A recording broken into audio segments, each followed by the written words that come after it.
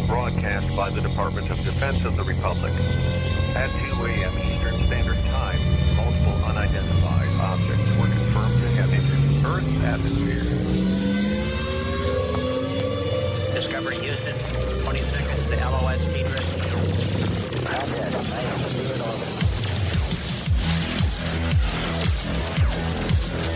The first message that comes to you is you are a divine being.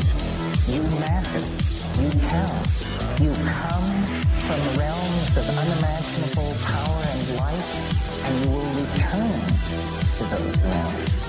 The vast stretches of the unknown and the unanswered and the unfinished still far outstrip our collective comprehension. 5, 4, 3, 2, 1. Broadcasting from Forest Tower Studios, all the way from the Deep South. Now, here is your host, Joe Root. Broadcasting from a shack on a hill in the mossy creek bottoms of Cane Creek, Arkansas, this is Lighting the Void, and I'm your host, Joe Root. We're live again on the Fringe FM. It's Thursday night, March the 19th, on into the 20th, and tonight, Sansa, the singing mind reader, psychic magician, is here with us. This is like the first time we've ever done a show like this, so I'm really into old show. This is cool, man, because I dropped the videos in there.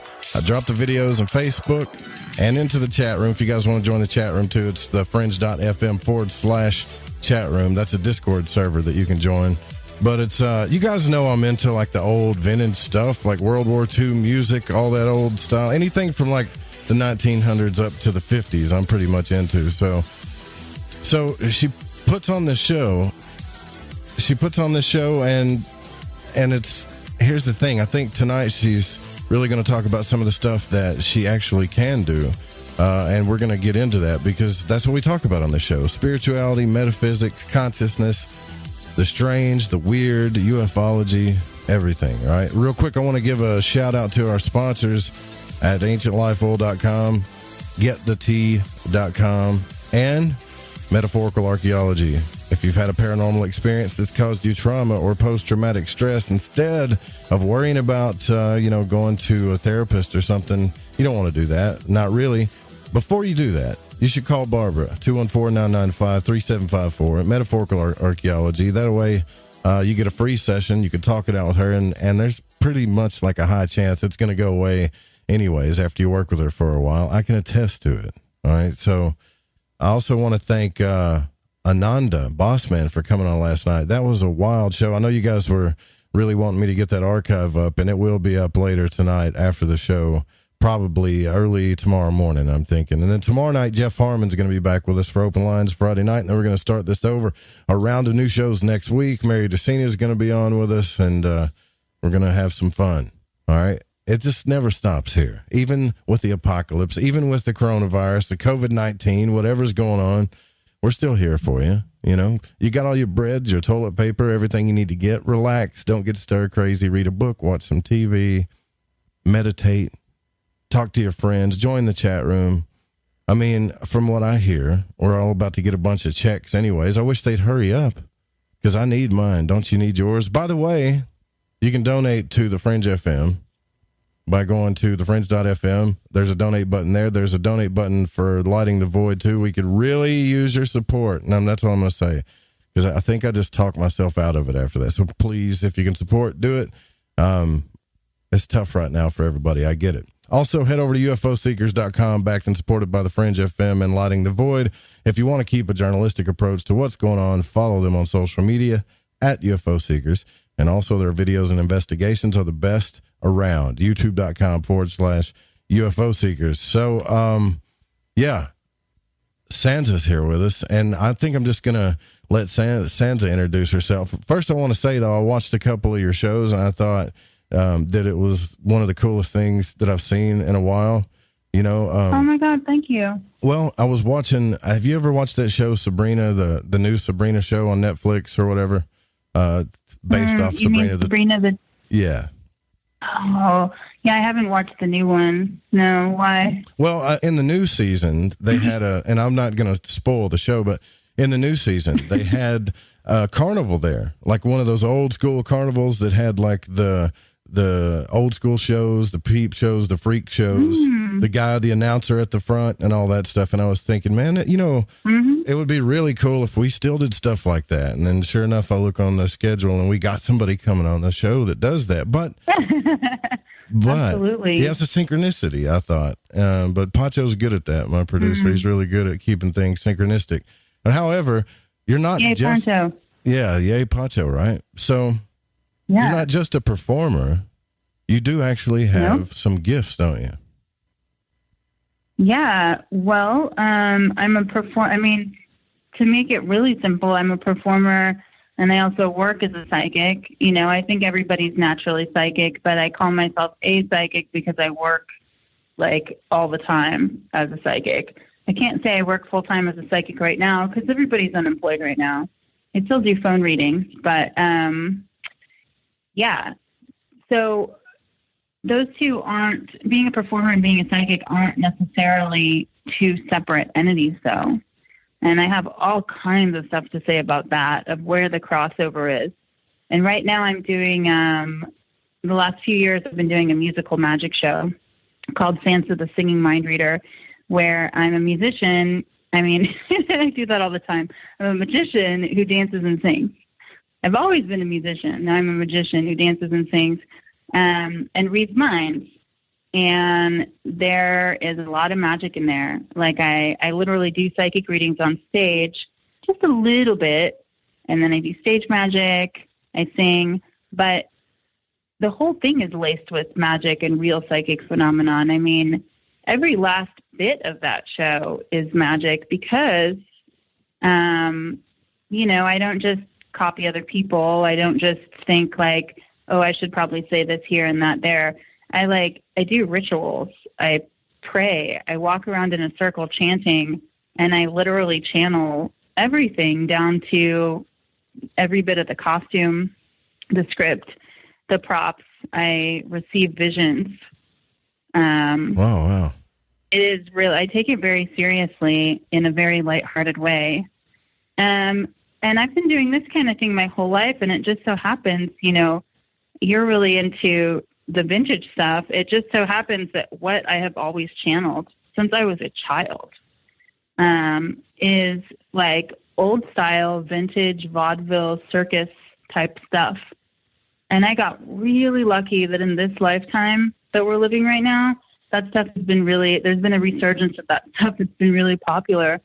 So I've spent my whole life being this like psychic person who creates vintage style vaudeville circus type shows.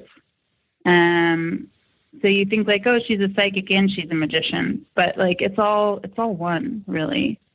This year, I don't know what I can say on the radio. This year I did a really special ritual. I do a ritual every year to write a new show. And this year I did like a big ritual. I took 3 days and had all these visions. And every single year I get the visions, and they're more elaborate than the year before, and it's more work. And every single year I go, oh my gosh, there's no way I could do all that. And every year I pull it off. This year, the new show I made, I've only done it like 8 times now. It's pretty new. I just made it a couple months ago. I just flew it to New Orleans and back, just did it in New Orleans. Got some great video I'll send you guys when it comes out. Yeah, it's new, and it's just gorgeous. It is just so beautiful. Super old-time vintage circus vaudeville, all the things that I like. It's really aesthetically pleasing. Lots of music, lots of magic, little psychic readings. Yeah.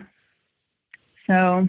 Well, so do you do like, do people call you like as a service, or you do pretty much like everything in the show? Like, in other words, do people call you for readings, or do they come to you for readings, or do you do everything just like in the show? That's where it's separate.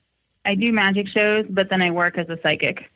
So as a psychic, I take private clients in my home, although I'm not doing that now, which is a bummer. The most of my money that I make, I live in LA, so it's really expensive.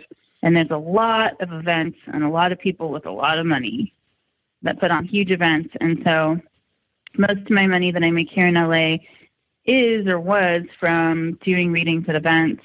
And I actually, that Sabrina the Teenage Witch you were just talking about, where they had the carnival. Mm-hmm.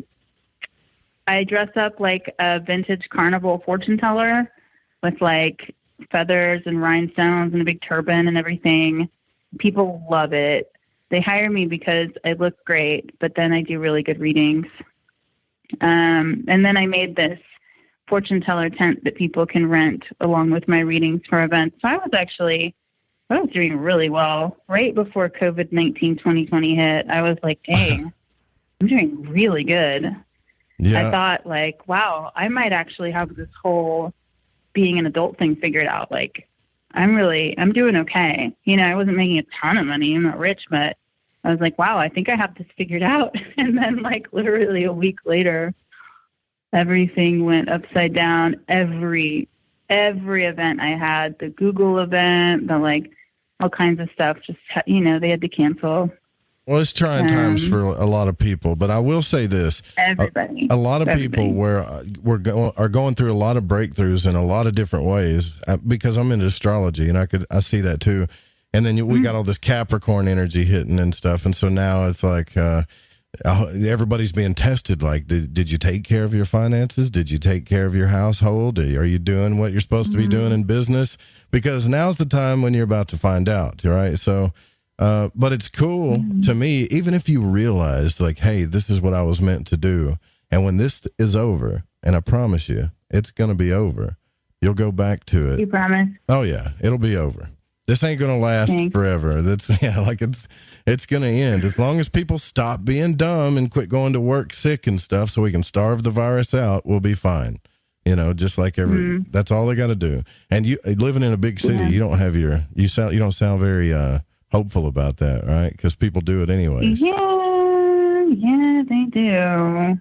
I mean, well, my problem with LA is that most of my friends are doing a great job of sheltering in place, but we're also going to the grocery store. Nobody's wearing masks at the grocery store because none of us can find masks or gloves. I would love to wear masks and gloves to go to the grocery store, I finally got the rest of my supplies today. I don't need to go back, but everybody's just filling up the grocery stores and they're just Petri dishes. I just don't think people are actually, that's not a quarantine. No, it's not. I think it's still a really dangerous situation.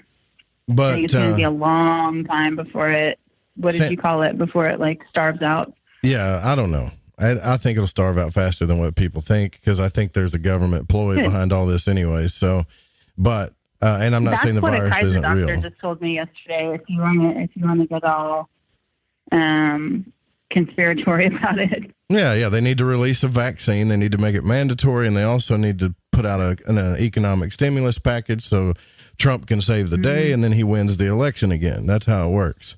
So.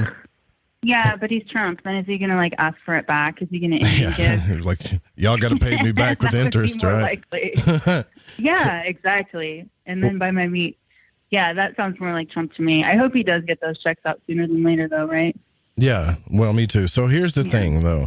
In times like this, both you and I are the people that keep people from going crazy, right? So if you think about World War II, any type of fallout, anything like that, performers and radio broadcasts and things like that are actually that's the thing people remember during all those times, other than the suffering and stuff like that. So. And also the creativity, I know, but also the creativity that came out of those trying times when things are. I'm sure you've seen this in the astrology lately too. When things are topsy-turvy, everybody is thrown on their backs and all this creativity comes out of it. Tests of spirit, tests of kindness, tests of strength of all different kinds, and then just these bursts of creativity that come out of hard times in music and performance, everything. Do you see that? Oh, yeah, definitely. Yeah, there's a lot of really cool stuff happening right now, actually, underneath all of the bad stuff. So here's what I would ask you. So you mentioned during the show you do a ritual. Now, as like a ceremonial magician myself, like I understand ritual in a lot of ways. Oh, right? I don't do a ritual So, during the show. You do it before to prep. Is that what you're saying? No, I'm sorry. Maybe I was talking too fast. I do a ritual when I'm writing the show. So what I'm saying is the show is usually very scripted. It might seem like it's off the cuff, but it's actually very scripted. And when I'm writing that script, I'm writing every little thing that's going to be happening every single second, the music, just everything. And when I'm writing that, I'm channeling. And how do you channel? You do a ritual, you connect, you meditate, you bring in that guidance. And so, yeah, I definitely do not do a ritual on stage. My show is my new show especially is very fast paced, very entertaining. There's definitely no like slow rituals happening. Before the show, I do pray, but I usually don't get very much time. I'm usually backstage shoving little pieces of paper and all sorts of things in my mouth and just, making sure my props are set and my mic is on, and like I'll do a quick prayer. But the ritual happens when I'm creating the show, so that every little bit of what you see is like, you don't know what you're looking at, but you feel it, and it's absolute magic, and I stand by it. That's cool. So then how did you get into this? Like, were you into this as a child? Did you always want to be, well, let me ask you this first. As far as your abilities go, how did you get into that? How did you know that you had a gift? Well, if you mean the gift of vaudeville, when I was a kid, I did vaudeville shows with my teddy bears. And me and my best friend Leilani and I, when we were 5, would do vaudeville show. We would make fake radio stations, just like me and you right now. We had sound effects, and we would do little vaudeville shows on our fake radio station. Oh, cool. If you mean the gift of, yeah, it was awesome. I always was into vaudeville. Had no idea what I was doing until I got older. If you mean the gift of a psychic ability, I didn't know I was a psychic. I didn't know I was super psychic. Like, I didn't know I was good enough to heal people, help people, give divine guidance straight from God. I didn't know, nor did I believe in myself enough to think I could do that. I'm getting choked up until maybe like 6 years ago. 6 years ago at the most. But my whole life, I always kind of directed myself by feel. I could always feel this force and this thing inside of me that was unlike anybody else I knew, except a few friends that I met in my early 20s who are still my friends, Dylan Blackthorn, Amber Amnesia, and a couple others to mention.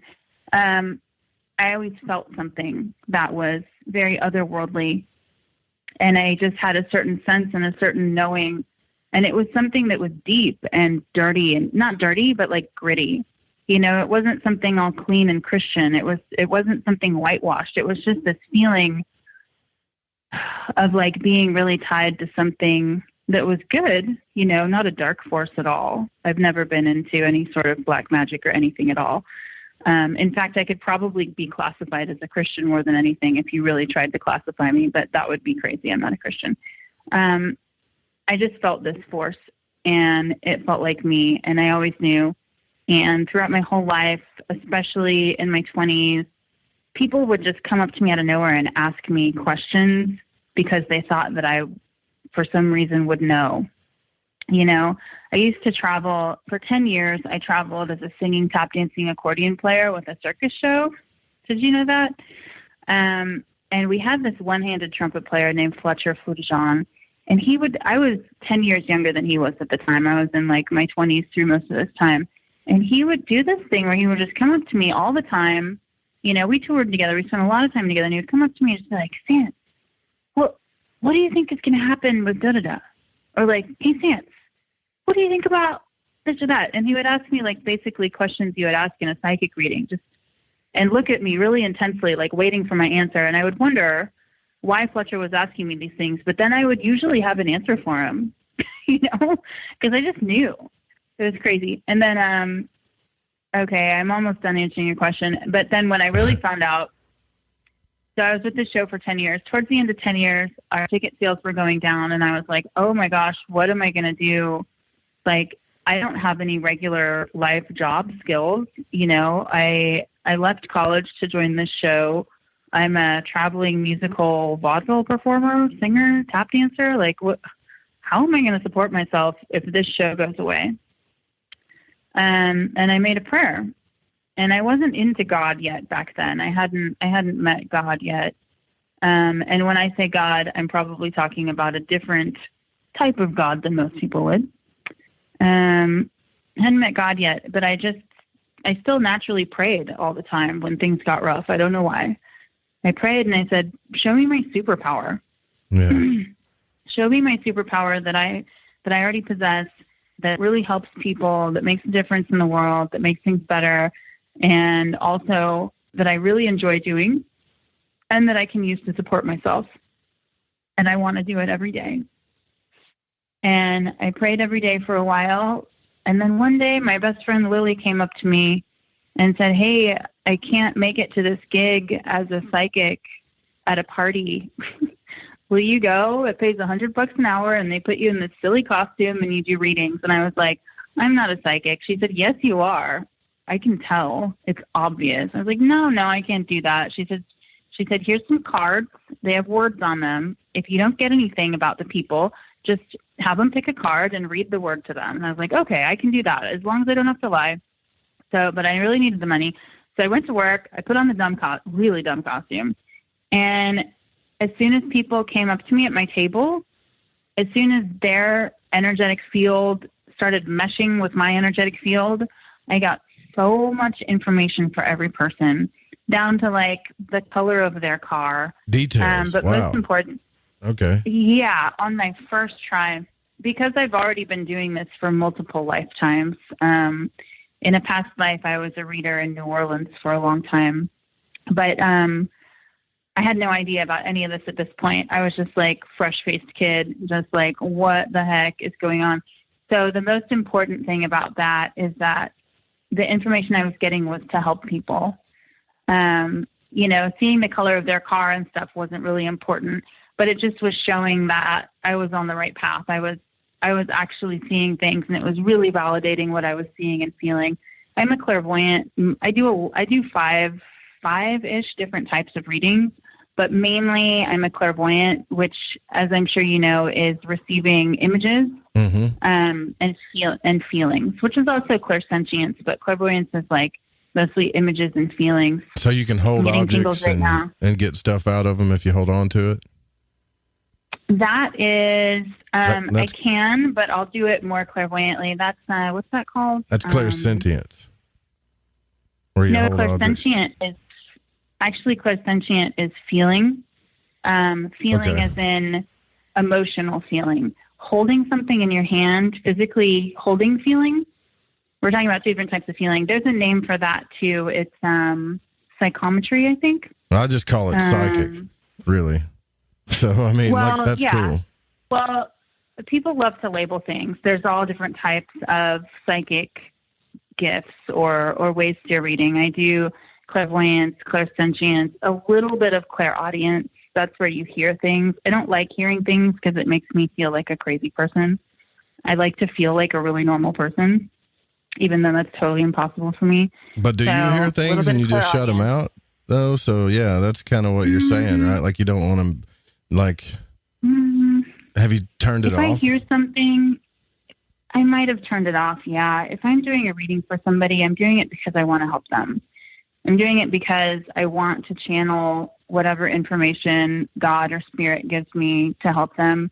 So if I hear something, I'm going to pay attention. But yeah, I think I've turned off hearing and also like physically seeing ghosts in a room. I turned that off when I was creeping myself out. I turned that off when I was a little kid because I used to see ghosts walk into my room all the time when I was a kid, and I made a pact that I would never see ghosts again. So I think I turned off clairaudience, the gift of hearing, and I don't want to see any ghosts.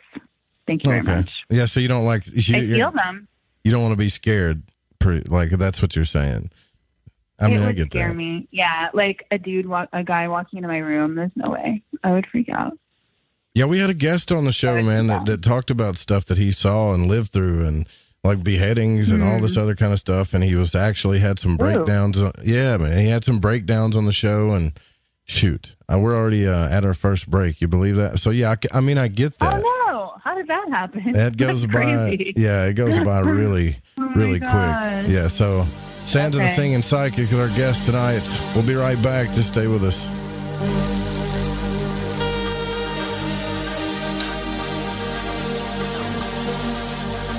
Barbara Charlton from Metaphorical Archaeology. If you've ever had a traumatic paranormal experience, the effects of it may stay with you for years. Who do you talk to? You can't go to conventional help. What we do is we use emotional freedom techniques or tapping to actually neutralize the effects of that event. Maybe when you tell the story now, your heart races and your palms get sweaty. You don't even want to think about it because you don't know how to neutralize that. That's what EFT tapping does. It neutralizes those emotions. The circuit that was recorded on is gone. The energy flows freely and you're free of it. And that's what emotional freedom is all about. We offer this as a pro bono service, but this is something that I offer because no one, it seems, is helping people with these experiences. If you'd like to reach me, it's really easy. My cell phone is 214-995-3754. Please leave a message. I will get back to you as quickly as possible. Or you can email me, barb.eft@gmail.com. And EFT stands for Emotional Freedom Techniques. Reach out to me. It's confidential. This works. You won't believe the results. Hey, this check is wrong. I worked a holiday and 7 hours of overtime. Not getting paid correctly is a real pain. It could also hurt our boss if our company provides out-of-compliance checks.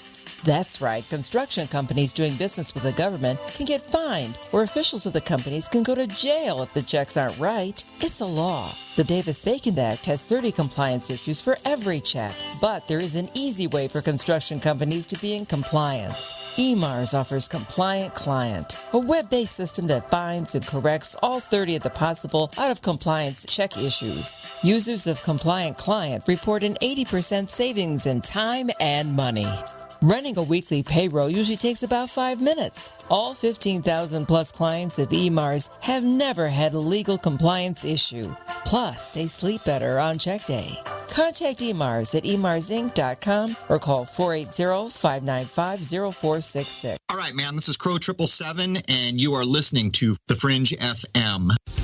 Right, me old Chiners. I know it's an ad break, but before you lot shoot off and make yourself a cup of Rosie Lee or whatever else it is you're going to sling down your Gregory Peck, you need to listen to me babble. If, like me, you found your way to light in the void via a downloadable podcast, you might want to take a butcher's at the Fringe FM Wind and Kite. You won't Adam and Eve how many other shows there are or what they rabbit on about. Ancient history, conspiracy, the consciousness, the esoteric, the occult, metaphysics, parapolitical, ufology, technology and spirituality, to name but a few. They got featured hosts like Ryan Gable, Jeremy Scott, Alex Exum, Tim Doyle, Cortana and Gigi, Susanna Ross, the Reverend John Polk, Michael Deacon and J.D. Lewis. You might find yourself listening to the thoughts and theories of the author of The Fish you just finished reading.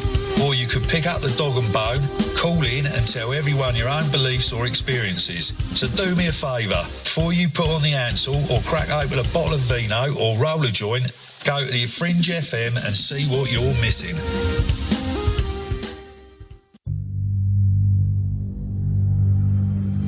From a cave in the depths of your mind, it's Light in the Void with Joe Root.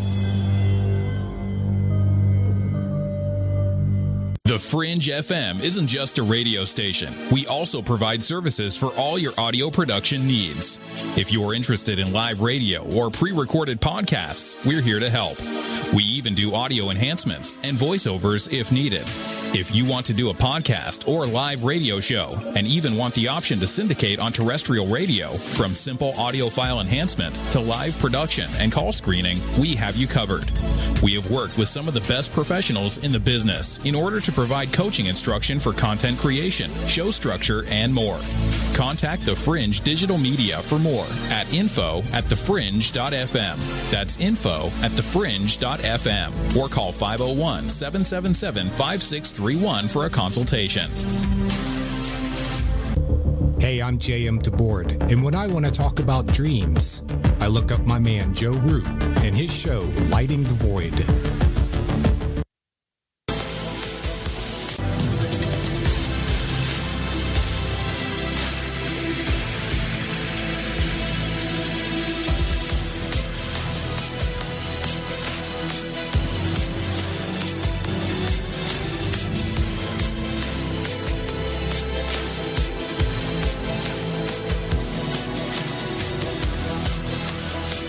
All right, welcome back to Lighting the Void.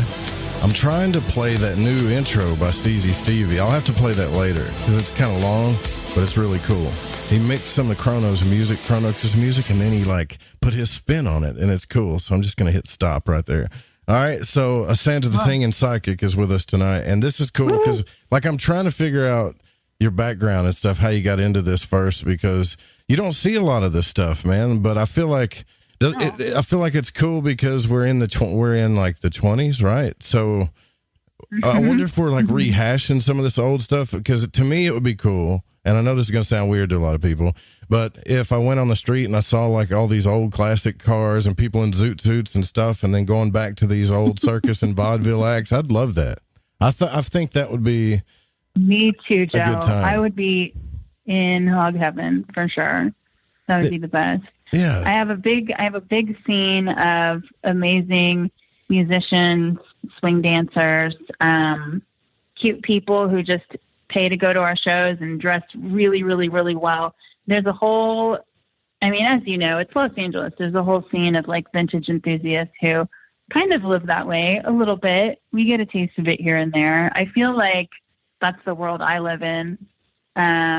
There's so many amazing swing dancing bands here and so many different places to do old style vaudeville, circusy shows. I'm a little bit more vaudeville circusy than most people. A lot of the entertainment here is more burlesque oriented, as far as women are doing. It's jazz bands and burlesque and all that stuff. There isn't quite enough vaudeville. There's a lot of magicians though. So I've been mixing vaudeville with magic, and there's a great market for that here. But yeah, your vision of that sounds like absolute heaven to me. And we do create a little bit of that here. That's kind of what we're going for. But I have always, my whole life, I have always lived, being a performer, and I've always been obsessed with vaudeville and circusy stuff. And that's just what I've always done. Oh, and I've also always been a musician. So, I'm right there. I'm not just up that alley. I'm that's my alley. That's my alley. That's what I do. When you and I'm so honored to be here. Thank you so much for having me. Yeah, thanks for coming to say on. That. I'm really honored. Yeah, thank you. Yeah, so we've done 500 episodes here. So we've had a lot of different types of people on the show. So you're in the running now. So you're with all of that group of people, like the egregore of what we call the void walkers, right? People that are explorers of consciousness and stuff like that. So, yeah. And how? Right.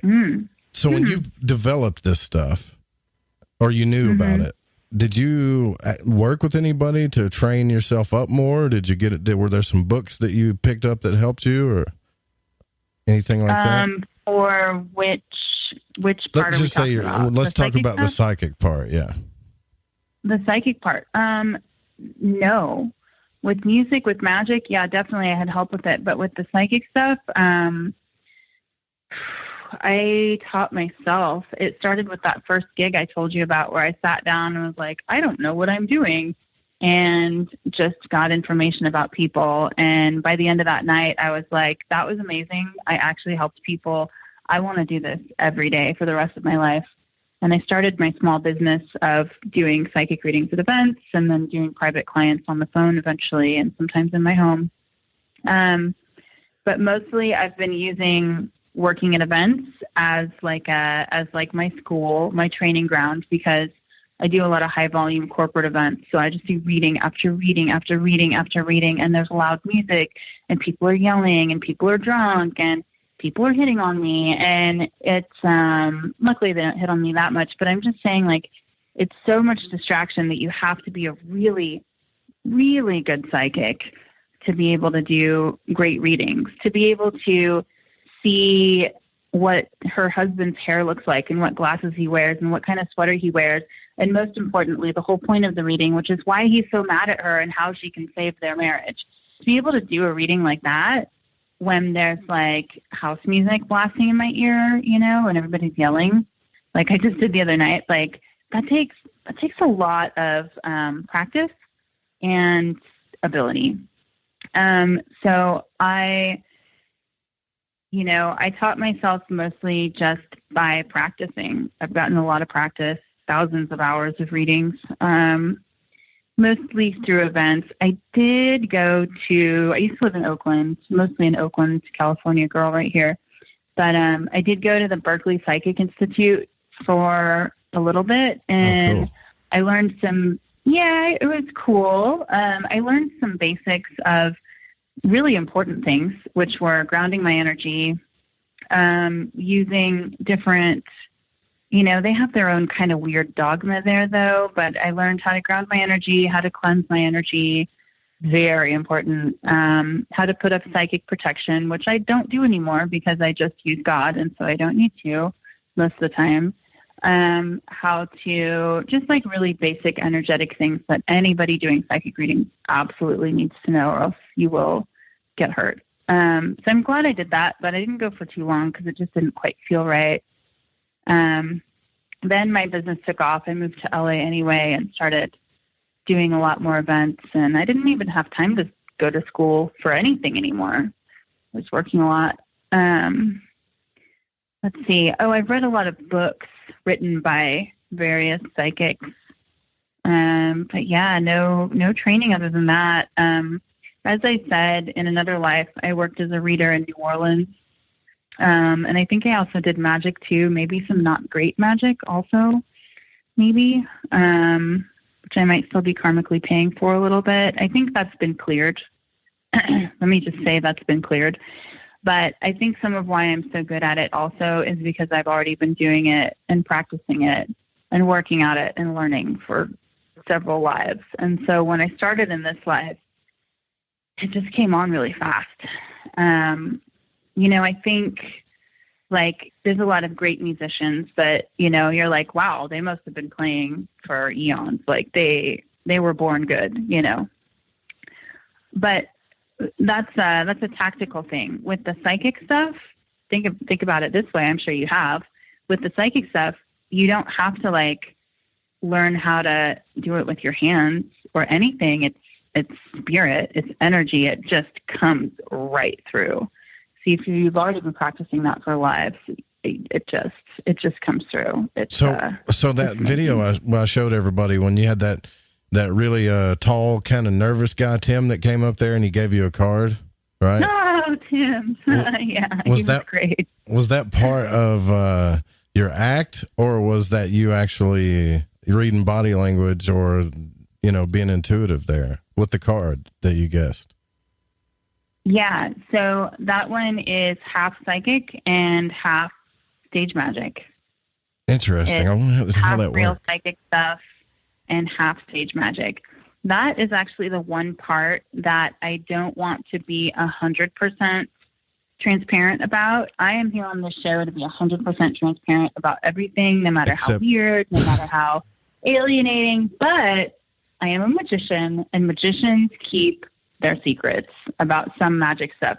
That would be like me telling you how my new prop works that I just made. It kind of gives away the show. Well, when you come on here and you say magician, people first have to understand that you're talking about stage magic. Yeah.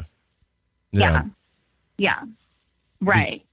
Different demographic here than I'm used to. In LA, let me just say, LA is so full of magicians. We have the Magic Castle here, which is one of the best, most wonderful like hubs of stage magicians in the whole world. I always say you can't throw a rock in LA without hitting a magician. So yeah, different demographic on Lighting the Void here. I'm sorry about that. It's not your fault. I mean, you're psychic. That's kind of magic. Just saying. It's totally magic. No, it's totally magic. It's like doing amazing things with just your mind and energy and energies that you call on. Psychic stuff is the most fascinating thing. I could thank God for COVID-19. I could lie in bed and read books about psychic stuff for the rest of my life. I have other things I need to do, but I'm absolutely so fascinated by psychic stuff. And I was really excited when you called me to do this show because I don't get to talk to people about the psychic stuff. I have a million magician friends. I have some great magician friends. I can talk about magic. I can talk about costuming. I can talk about script writing. I can talk about video making. I can talk about animation. I can talk about music. I can talk about singing and dancing and all the things I like to do. But I don't talk about psychic stuff with anybody. And that's like what I do most of the time. I have a beautiful, beautiful community of artists and musicians and performers here in LA and all over the world. But I have ostracized, these people have never ostracized me for being a psychic or talking to God. I've ostracized myself for being a psychic and talking to God because I don't want to talk about it with people, because people get weird. Even bringing it back to stage magic, even my audience volunteers get weird. Whenever I call people up, we were just talking about the part of the show where I have them pick a card, and I do 4 different types of psychic readings to get that card. One being body language, which is a mentalism thing, not psychic. But it's intuitive, depending on who you ask. So that part that you saw, I'm grounding my energy. As I'm talking to them, I lead them through a little visualization. And what I'm actually doing when we're doing that visualization, I will be transparent about this part. What I'm actually doing is getting them to stop and breathe and ground for a minute. As I'm grounding my energy, I'm asking God to give me a clear vision of something about them that I asked God for. Not going to tell you what. And I'm waiting to also get a vision for myself. And there's also 100 or hopefully more than 100 people watching me from the crowd. And the worst person, though, the biggest blockage to doing that, I get a second to do a psychic reading on stage. That is my 1 second to ground, connect, and do a quick reading and get a read that I can then translate into something I can say out loud that is show worthy at that moment. Right. And hopefully also a little bit funny or entertaining. That moment, the biggest block to me is always my audience volunteer. Because when I say, hi, you're so great. I love you. I'm so glad you're here on my stage. We're going to do this. We're going to do this together. I'm going to do this reading. They always throw me shade. It's crazy. I still don't know why. I'm going to try really hard to explain. If I could understand why they do this, it would be easier to explain.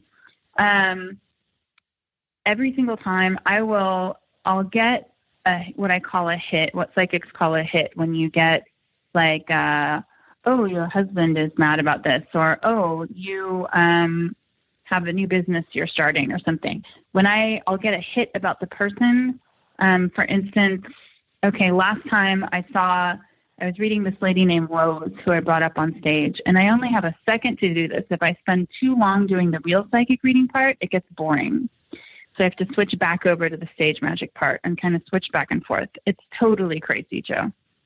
So last time I brought up this lady named Rose, and I said, oh, I see you surrounded by books, and I see you writing. Are you a writer? And she just got so much attitude out of nowhere. She said, yeah, I've never seen a book in my life. And I was like, what? Why would you? I thought to myself, why would you say that? I'm wearing this gorgeous dress. Everybody is so excited watching us. I spent 6 hours getting just this little act ready tonight. Why are you on my stage being such a jerk right now? Why would you say that? So rather than going forward with the psychic reading part, I switched back over to the stage magic and the flashy and the, hey, well, here we go, and just kind of dismissed it. And she was such a jerk. But by the end of my show, after I did everything, she was so blown away. God actually came in and helped me with that act in a really, really cool and synchronistic way. And I'm sorry, I can't tell you what it was, but do you ever get nervous? Do you get nervous when you go up there now? Because I mean, come on, I mean, like you're dressing up and you're singing, you're doing a little dancing, you're cracking jokes, you're doing magic tricks, you're putting a little psychic stuff in there. Surely that's got to be nerve-wracking, I would think. I mean, that's a real show. It's a lot. I don't get nervous about my performance. I've been doing it for a really, really long time. I don't get nervous about my performance. I get really overwhelmed with the amount of stuff that I have to prepare and trying to not forget any one little teeny tiny thing, because if you forget one little teeny tiny thing, it messes stuff up really bad. So I just wanted to say with that show, I had a lady who was they just like to get up there and play skeptic for some reason. I think that's the best way I can describe it to you. They get up there and they act all sweet at first. And then when it comes to like the split second I have to do a psychic part and I don't upplay the psychic part, I more upplay the other parts, they just get super, super pessimistic and weird, and like they're trying to fight me up there, and there's no reason to get up there and fight me. I'm just there making this beautiful thing happen, and it's just ridiculous. They're probably worried, to be honest, about what people think about them, because now they're in the spotlight. And absolutely. Yeah, you're right. You're right. So they don't want to just maybe go I should along. baby them a little bit more or something. Yeah. They don't want to be the person that like, oh, that girl that was up on stage, she's so naive. She believed all of that. That's the kind of stuff that's going through their head because now they're in the spotlight. Oh, because they think I'm trying to just put one over on them or something. Yeah. Oh, you see? Oh, that is really smart. 90% of the people that say that, but not that, oh, I don't care what people think, they're lying. Right. And then when they get in the spotlight, definitely they get in the spotlight, then everybody's looking at them. Then they really care about what people think. So they have to make sure that, they come across for the crowd the right way. And a lot of times people aren't just going to go for things like that. But you know what? It's better that you do it that way, because most of the time when I go watch these things, like, they have hypnotists and stuff that go up on stage, I always kind of wonder, like, hey, is that somebody that was working with them before, or did they just pick somebody randomly? So knowing that you pick people randomly to come up is pretty cool, actually. Oh, yeah. Well, let me say for the record, this lady, by the end of my act, she was nearly in tears. She couldn't believe her eyes.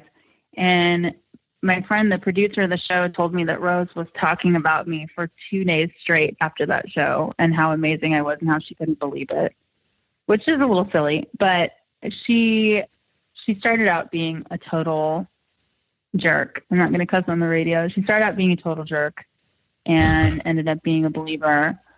But Joe, I think you just finally answered my long-running question of why people are such jerks. During the one part of the show when I actually feel incredibly vulnerable, it's just that one part, and that's when they're the biggest jerks. I think you just answered that. They feel more insecure and vulnerable than you do. I mean, look at Tim. Look at his body language. They think I'm just trying to put one over on them because, of course, I'm not a real psychic. They think I'm just trying to put one over. So that makes sense. Makes sense.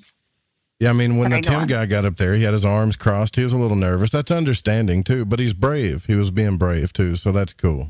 Yeah, Tim was so cute. He was the best.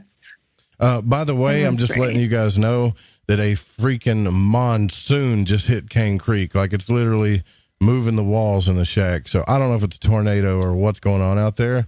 But if we lose the connection, we will get it back. I hope. Last time I started, Are you okay? Yeah, I'm fine. But one night we read the Red Book when Carl Jung was going into hell, and literally stuff started falling on the shack. Lightning hit, and it knocked me out all night. Yeah, it was crazy. So. Oh my God, shack living. Mm-hmm. Well, I used to live in a shack. Really? And it was, I used to live in a shack built on top of a shipping container on the water in Oakland. And, oh, man, it was a shack. It was very shacky with a tin roof. Every time there was any wind, the whole thing would just shake. And we weren't on ground. We were on top of a shipping container. So I would just think I was going to fall all night. Yeah. So scary. Very shacky. I know shack living. Yeah, I mean, it will be all right. Hopefully everything will be If you need to, run outside and check everything, let me know. I can, sing a song or something when you run around. Y'all can't hear it? Hold on. Let me see if you can hear it. Turn this down. All right. Listen. Oh, shit. Oh, wow. Yeah. So, and that's just, that don't even really sound like what it really sounds like when it hits. So we'll be fine. Are you thinking about when you do the show? So do you do a new act each time, or do you just do the same act and then because I would think as a psychic, I wonder if sometimes things just come to you to try. You could be doing an act and all of a sudden you get this vision that you can't really help and you got to do something about it, during the act.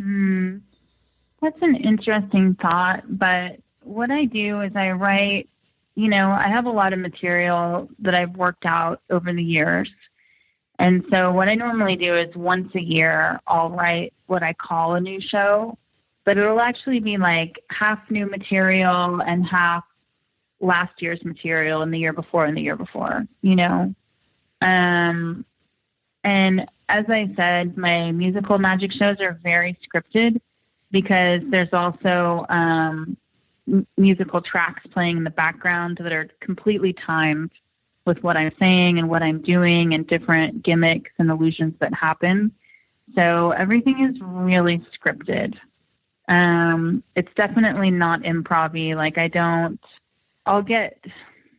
I definitely don't have visions of changing the act midway. I definitely don't. I am fully engaged in that script and what I'm doing. And it is a little bit different every time. I'll definitely get intuitions of different things to say, different ways to say things, different movements to make, more subtle things.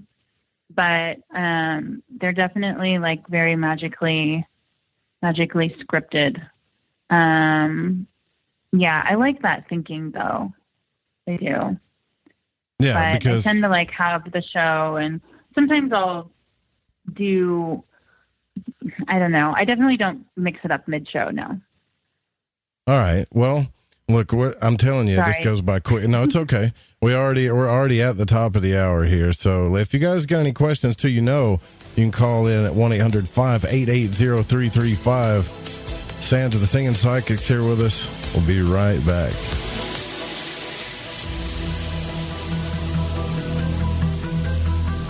Do not know all the answers to the questions about reality. Do not claim to know the ultimate truth about life. I seek that which has been made hidden. As a part of a family amongst lords of consciousness.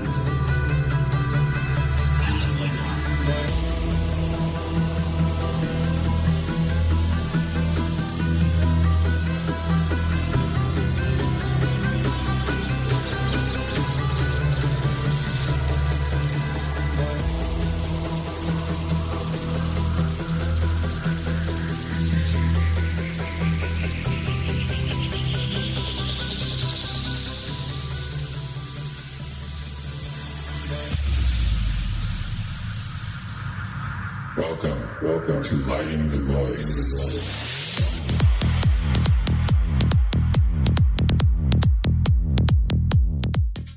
Alex X. Hi, I'm Alex Exum, and you're listening to The Fringe FM. Are you intrigued by paranormal talk radio? You'll love the new paranormal radio app from TalkStream Live.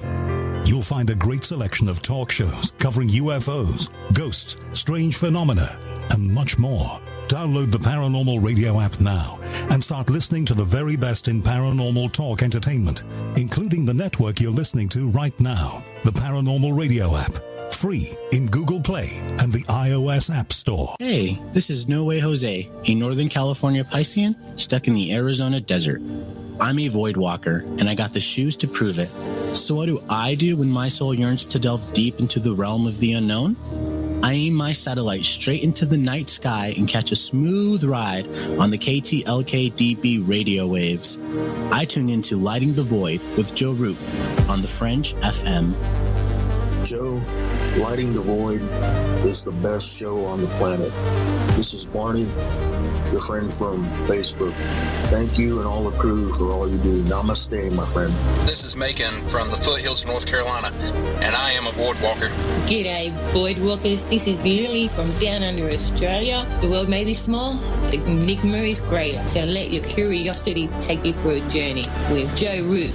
Hey, this is Fee, coming in from Central Maryland, and I am a void walker. This is Kevin Doherty, a beginner void walker. I'm from Vancouver, BC. I know a little about a lot, and as Leonard Skinner said, I'll guess the rest. I learned a lot from Mr. Root in the show, and heard it from the beginning. I knew right then he was going to be a new Art Bell. Thanks for all your shows, and keep it up.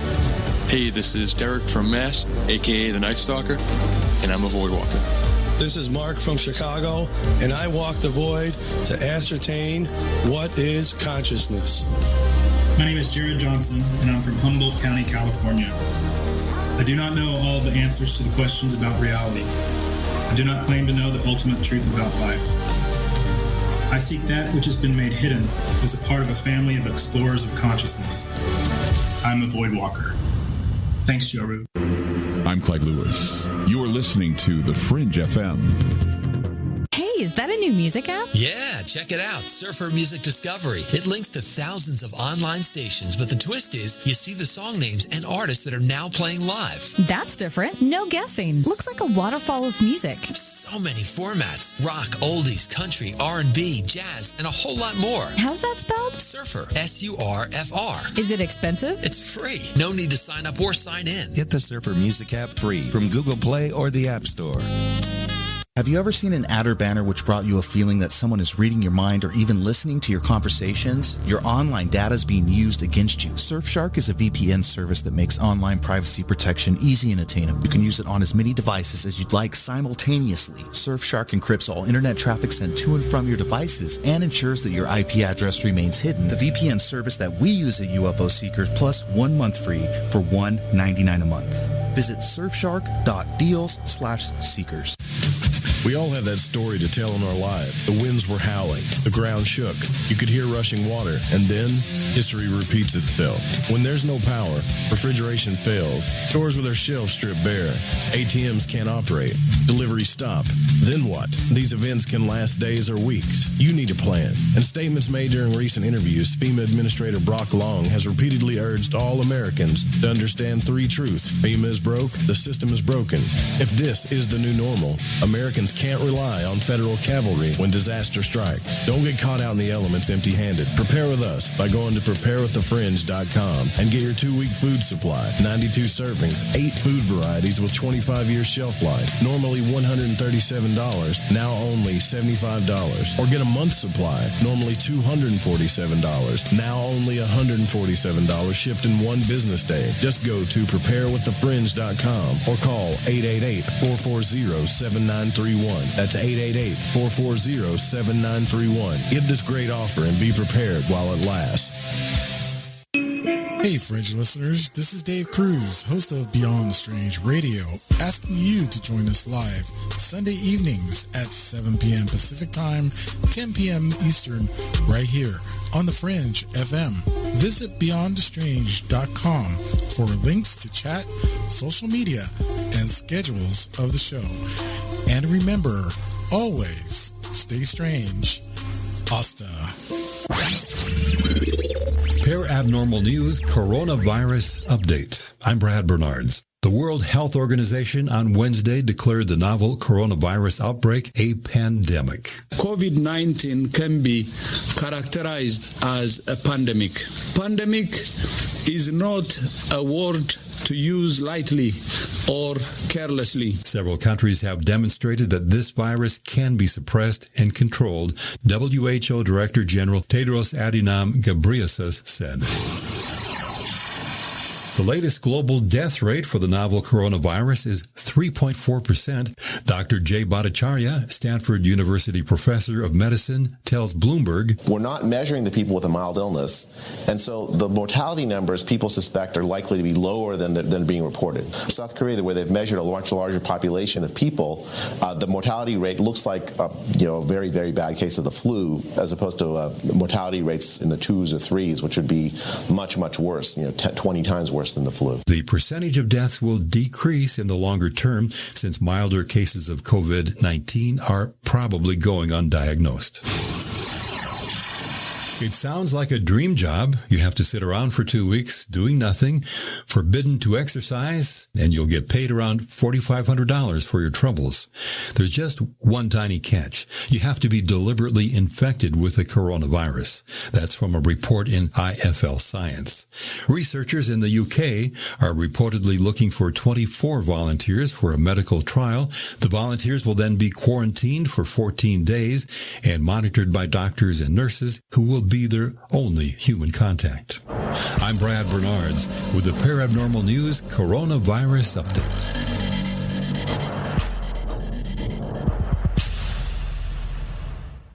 Somewhere between abnormal and paranormal, there's a show called Into the Paranormal. I'm Jeremy Scott. Hear me live Saturdays at 6 p.m. Pacific, 9 Eastern on the Fringe FM.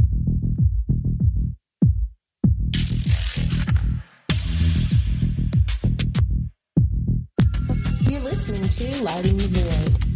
The call-in number is 1-800-588-0335. If you would like to text, you can text in at 501-777-5631. Well, welcome back to Lighting the Void. I'm your host, Joe Roop. Tonight, our guest, Sansa the Singing Psychic. Hi. Howdy, right? I want to say, too, real quick, I'm going to say this like every break. So if you can support the show, please support the show. Like, we're on red alert here, man. Like, I don't know. We've never been in this position. And look, I can understand why with what's going on. So if you can, please do it. That's all I'm saying. Grab a shirt, too. And so Heidi, if you're listening, I took care of your shirt. It's on the way. Just make sure that you send your pictures after you get your shirt or any overpriced socks, hats, or anything like that. But, or you can just donate. That would be fantastic. Thank you.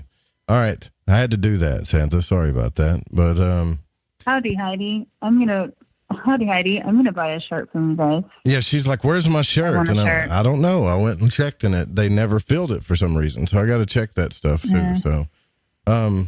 Yeah. So, so here's the thing. While you're doing your acts, how many acts have you think you've done? If you just had to guess, is it like hundreds or thousands? You mean how many shows have I done? Yeah. You have to forgive me. I'm from the South. My grammar ain't so good, you know? Neither is mine. Well, I started performing when I was 14.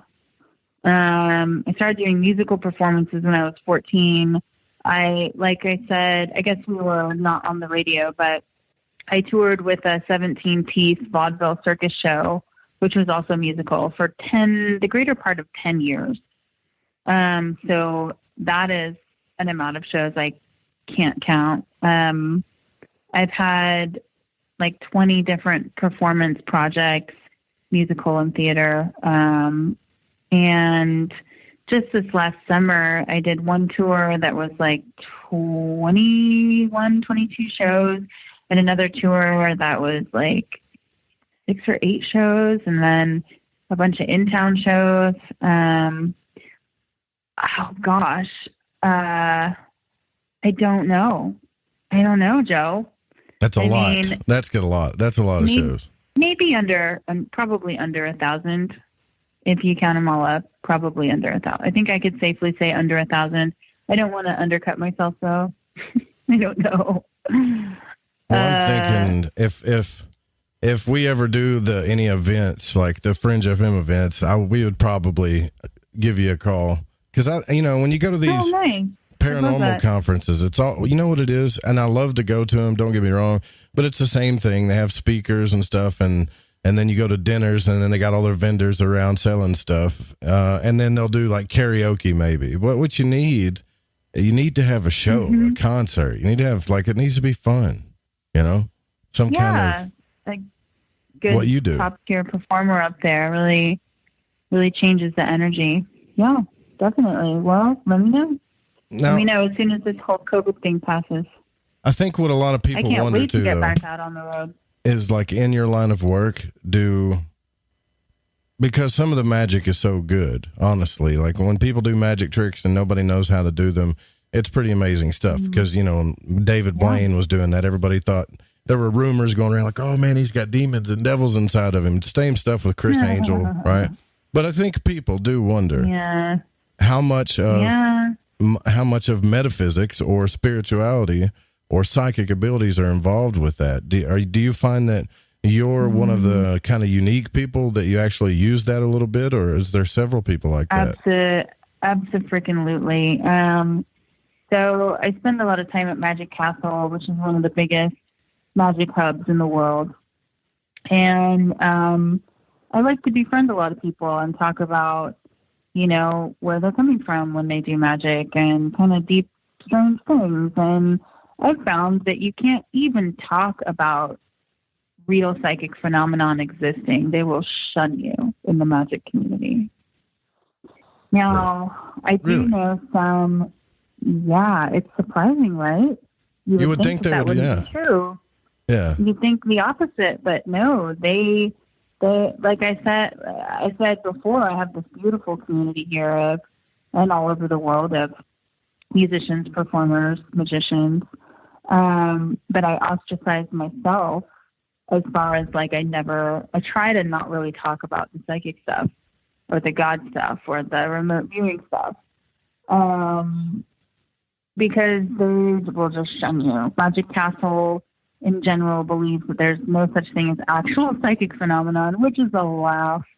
I was so surprised when I showed up to LA, guns blazing. I came here guns blazing and saw how it was and was like, oh, I can't tell anybody that I work as a psychic.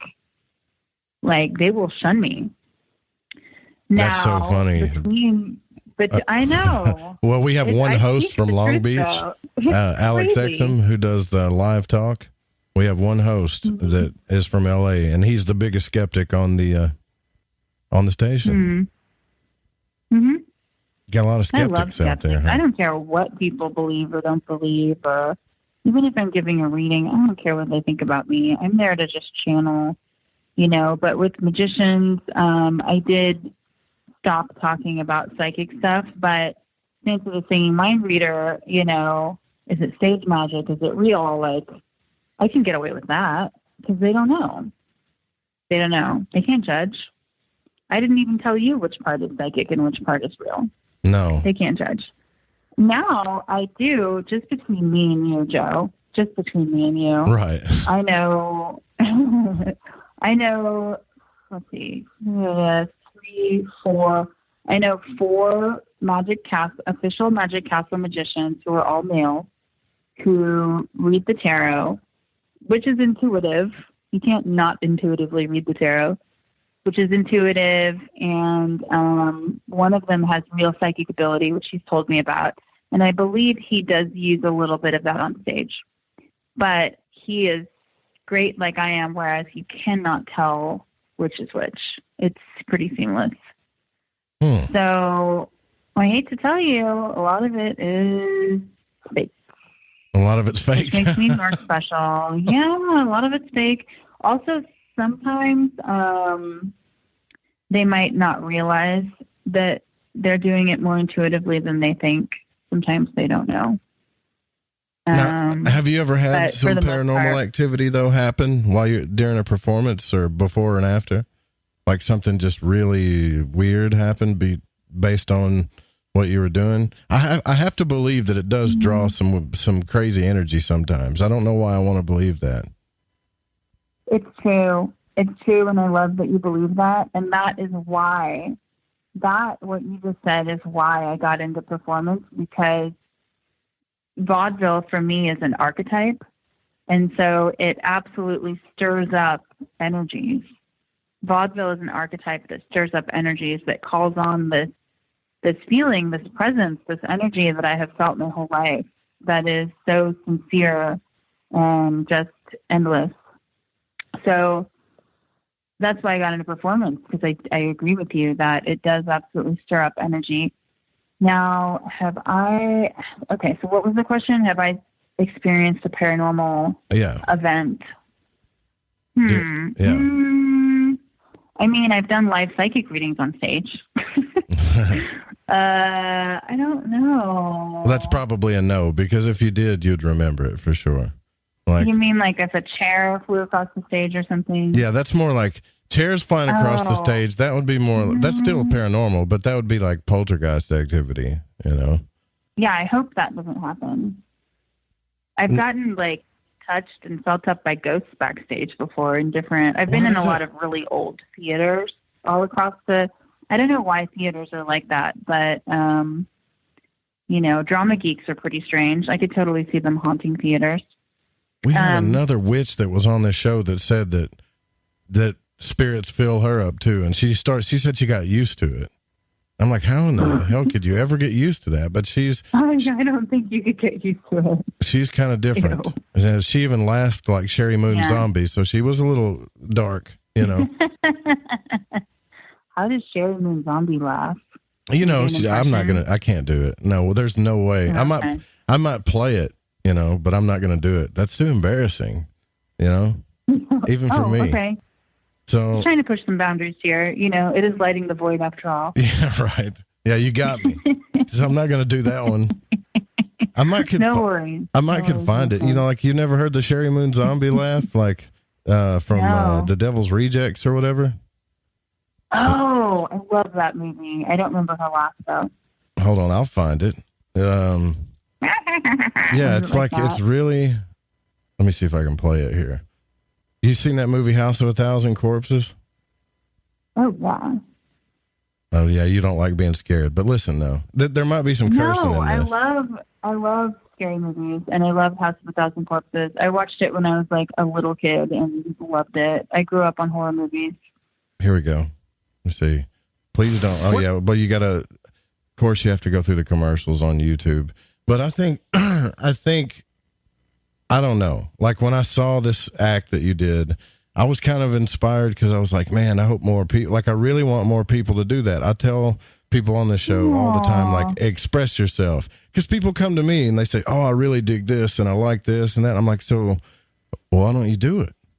Like it can't hurt to try. And then I always get the lecture after that, like, well, some people aren't like you, they can't just do that, this or that. Wait, here we go. Oh, but they can. It's horrifying. It's absolutely terrifying. I knew there was going to be cuss words in it. Hold on. Want to play a guessing game? See if I can get to the laughing part. Yeah. Oh, she has that tiny voice. What do you want? What do you want from me? What do you want from me? Please be quiet. I don't want to slip. She laughs all crazy. What? Oh, my God. I have to watch Devil's Rejects now again. That's it right there.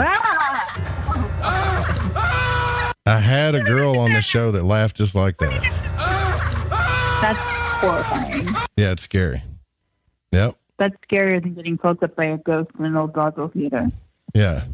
So anyway, well, it's pretty common, but it's pretty common that we have like people that, especially women that are into psychic stuff, that I think sometimes you draw energy towards you because you kind of light up the astral realm, so to speak, and you get spirits that come around, and some of them aren't so friendly, but I don't know, it just sounds terrible for women in this kind of thing, because even like ET abductions, I've had women tell me things that they just can't talk about, and it's like everybody thinks that ETs are here to be all love and light, and I'm telling you, it ain't that way all the time. So, oh, no. Yeah. Wow. Well, ETs are something that I have tried really hard to not delve into in any way. I'm scared of them. So I don't talk to extraterrestrials. I'll talk to people's passed on relatives. I'll look in on their spouses, kids. I talk to God. when I need answers, I talk to God. I do get information from a lot of different sources, but I focus my energy and my questions on just being one with God and channeling whatever God has to say. I definitely don't talk to extraterrestrials that I know of. I try to just kind of block that out because I know that they're real, and it scares me. It's not my jam. It's not your forte. jam, huh? So no, it's not my jam. And if any ETs are listening right now, don't abduct me because I wouldn't be a good abductee. Go for somebody else. Well, anybody. That's funny. I've never heard that on this show. Like, please don't abduct me. I think you'll be fine. Like, I really do. But I've actually, people know this too. So I actually kind of made this show this way. Like, before I started playing all the trance music and stuff, what I would play is like 1930s, 1920s, even stuff from like the Fallout music video or Fallout. So I made this show sound like it was World War II broadcast type thing, you know? So I think... Well, there's a bunch of people I know here who would really appreciate that in your show. That's awesome. Yeah, it's fun. And I'll probably keep doing that too. So I'm just wondering though, when you say... I have a quick question. Yeah, sure. Go ahead. Mm-hmm. So hold that thought, but I want to ask you a question about something you said a couple minutes ago. You said you were watching my video and you saw something I did and you said, I wish more people would do that. What is it that you saw that you wish more people would do? Or what is it that struck you most about my video that made you feel drawn to it and just want to see more things like that in the world in general? Well, okay, so we're talking creativity and marketing here, right? So you got the font that came up and the whole circus kind of background atmosphere was cool. When you came out, gotcha. When you came out in your the outfit that was like, it's like an old circus-y but gypsy. It was like a mix between showgirl and gypsy kind of thing. That to me struck like, yeah, that's the era of the cool stuff. And plus I saw some other pictures where you're really like gypsied out. Cause I imagine like this old fortune teller, right? Like this gypsy, not old lady, but gypsy looking fortune teller that can read your fortunes. It's real mysterious, but also can sing. And that's how I dress for work at events. Yeah. So if you saw like the fortune teller pictures, that's me at work. I don't do that for my magic show. Really? But yeah. Okay. Mm-hmm. So, yep. That's just what I wear to work. That's like my 80s power suit. Yeah, I don't know. You know what I mean? A lot of people say if I went out to LA, I wouldn't last out there, but I don't know. I might go out there one of these days. I might go. Yeah, I know. So then, it's a fun place. Not right now, but normally. No, nothing's fun right now, honestly. So nothing's fun right now. No. So then, when you pray to God or a source, when you receive messages back, basically what you're saying is... Let's talk about that. How do you receive them? I'm not going to assume. You just tell me.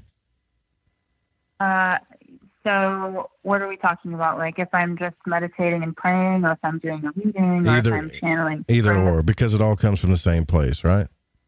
Right. Okay. So when I receive a guidance from God, it comes to me in the form of clairvoyance. It comes to me clairvoyantly because I'm a clairvoyant. And so it comes to me as images. Usually I'll get images first. Sometimes they'll come through really light. And sometimes they'll be almost like a remote viewing type image, which I also want to talk about remote viewing with you for a second. Sometimes they'll be really light, like cloudy. And sometimes they'll just be remote viewing style, just like I'm in the room. That comes first, the images, and then I'll get a feeling. Sometimes the feeling is just the presence of God. And sometimes the feeling is a direction, a guidance, a feeling that goes along with that image that just gives more dimension to the image and the information I'm getting. So that it's like, that's why we call it a download. I'm sure you've heard that before, a psychic download. It's like plugging in like a, what do you call it, a thumb drive or something, and you just get all this information all of a sudden. It's like that, images and feelings. You know, I don't get words a lot. Sometimes I'll get like one word, but I don't hear it. I'll see it or I'll feel it. It'll like come into my mouth right away. It's so weird. So it just comes right through. Comes right through. And another really important thing about that is if I'm doing reading, if I'm channeling God, I'll get direct messages from God, and they look like what I just told you. And often it'll be a certain type of imagery from God, but it can really be all over the board. But then when I'm doing readings, I get information from God, but sometimes I get information from other places too. And you'll never always know. If you're not getting information directly from God, you're never going to know where it's really coming from. And that's not always a bad thing. Yeah, other places. Let me explain. So let's say I'm doing a reading right now, and there's a person here, and let's say it's a she. For some reason, this lady's coming up right now. I'm going to kind of pretend I'm doing this reading that I actually did a couple days ago. A couple weeks ago now. Oh, my God. So this lady was like, oh, my husband is just like so unhappy, and what do I do? How can I save my marriage? Blah, blah, blah. And I kind of went into her energy field and started picking up all these. I started getting visions, and then I started getting feelings, and then I started seeing her husband, and then I started seeing his glasses and his black short-cut hair and this like black and white kind of stripy sweater that he always wears, and the chair he always sits in, and the window he sits next to. But all these images and everything, they were very to the point, but they were coming through really slowly.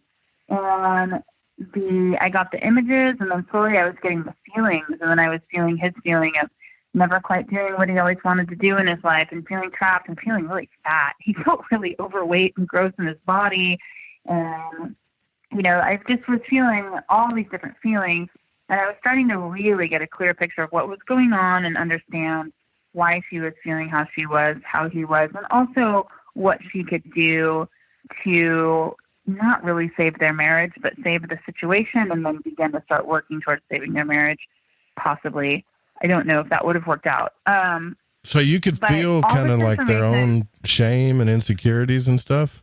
Oh, absolutely. Absolutely. And sometimes the other person's spirit will even sort of communicate, like talk to me, but it'll communicate with me.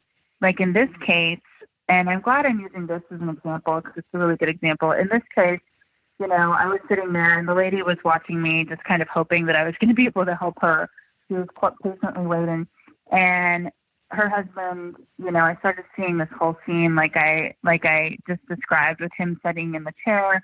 He always sits to next to the window. He always sits to with the sweater. He always wears his glasses, little haircut. And then the next thing I knew, he was turned to me in this chair, and he was looking at me, and I was looking in his eyes. And that's when I started getting the download of like how he was feeling and why, and how it wasn't totally her fault, but, you know, he's feeling trapped and he's unhappy with her because also she had gotten very overweight, and I didn't want to tell her that, you know. I always kind of sugarcoat it a little bit, or to like get more to the heart of the matter. But I got a lot of information, and I felt like also his spirit was relaying information to me. I wasn't just reading her energy field. So that's what I mean by sometimes I get messages from God, and sometimes I get it from, I don't know what, her energy field, his spirit. Yeah. I don't know. I can't tell you how that works because I don't know how that works. With my little itty bitty human pea-sized brain, I don't know how that works. No, well, it's working. No, I was just, just wondering how, like, what happened. So yeah, that was a pretty cool explanation. I can't imagine feeling other people's stuff. Yeah, go ahead. Oh, really? Yeah, that's hard. It seems hard. like you'd be good at that.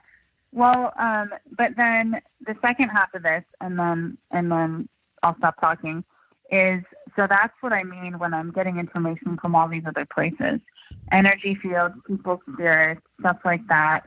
But then, this is very different. When I ask God a question, like, let's say I'm still in this reading. I'm still in that room with that guy, but I'm actually sitting in a tent in the cold with this lady asking me this question, which was the reality. But then at the same time, I'm in this room with her husband, who is miles and miles away. At that same time, I say, God, what can this wonderful, dear lady do to help remedy this situation? God, what is your message for this lady? And, you know, I kind of just walked you through the process of how I got the information about the lady and her husband. It takes a while. That information, it kind of bubbles up. It kind of oozes out. But then when I get a message from God, I ask the question, and it's usually I get the answer before I can even get the question out of my mouth. And the answer comes from a higher place. I can see it coming down like a chute, like mail. Like, you know, the movies in the 30s where you see like the mail or the money in the bank comes through like a little chute, you know, from up high. Yeah. It looks like that. Joe, I can't say the SH word. I'm not kidding. Cool. It looks like that. So I'll get the answer from God and it just goes swoop.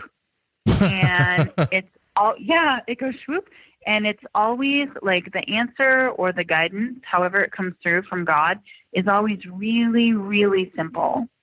And I'll always joke about it with the clients that the messages from my highest guide, I call it, from God, is so simple that you might not be satisfied with it because it's just so simple. But that's how God puts it. All right. You know what I mean? Yeah, and then when you go into the 3D world of like looking at her problems and his problems and their issues and their emotions and then we got to take a break. I got to cut you off. I'm sorry. So we got to take a break. Okay. Look, we'll be right back, guys, with Sansa, the singing psychic. To stay with us.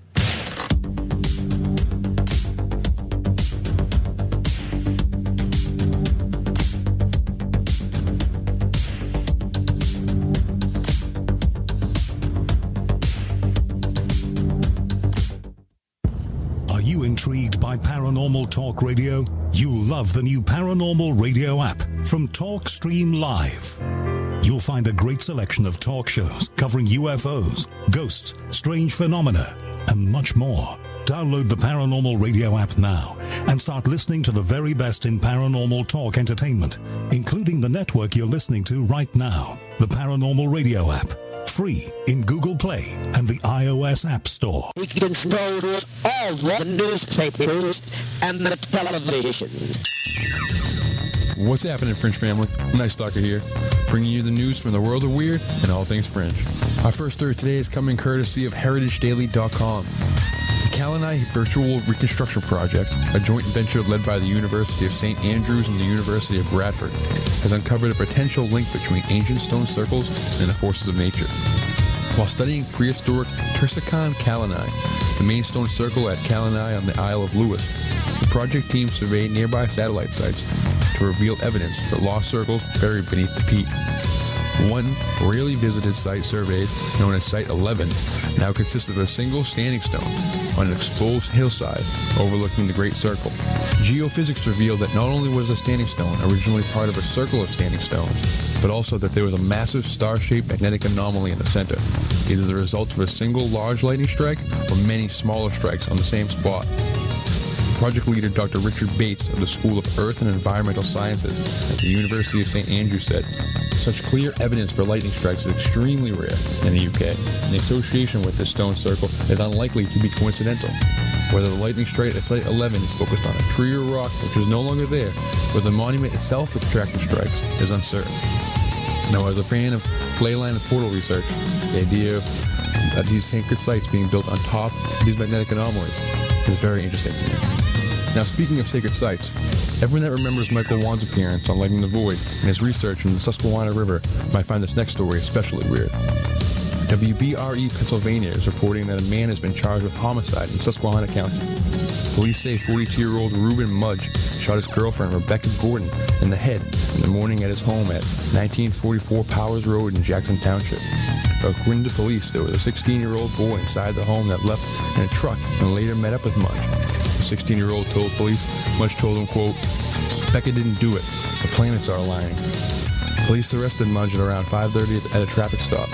Mudge was interviewed by the state police, where they say he confessed to killing Rebecca Gordon. In his confession, he discussed, quote, "the galaxy, the solar system, the human brain, and God," unquote. When police asked him why he did it, Mudge said, quote, "She was interfering with my plans to align the planets." He also said that she was a, quote, "warlock," and that, quote, "Becky is bad." He's now in jail without bail, awaiting trial for homicide on March 30th. Now, there were slight differences between the news article and the news clip, but the article also added that he has a history of meth use. So there's that. Still, Susquehanna weirdness. NASA is closing up shop for the time being. Besides some essential personnel, nearly all of NASA's 17,000 employees have been told to stay home. Brought on by cases in 2 separate NASA space centers. But don't worry, Roswell is open. The New York Post and KOB-TV are reporting that the annual UFO festival that takes place from July 3rd to the 5th is still very much happening. Roswell Mayor Dennis Kinty says that so far there have been no positive cases of COVID-19. You heard it here first, folks.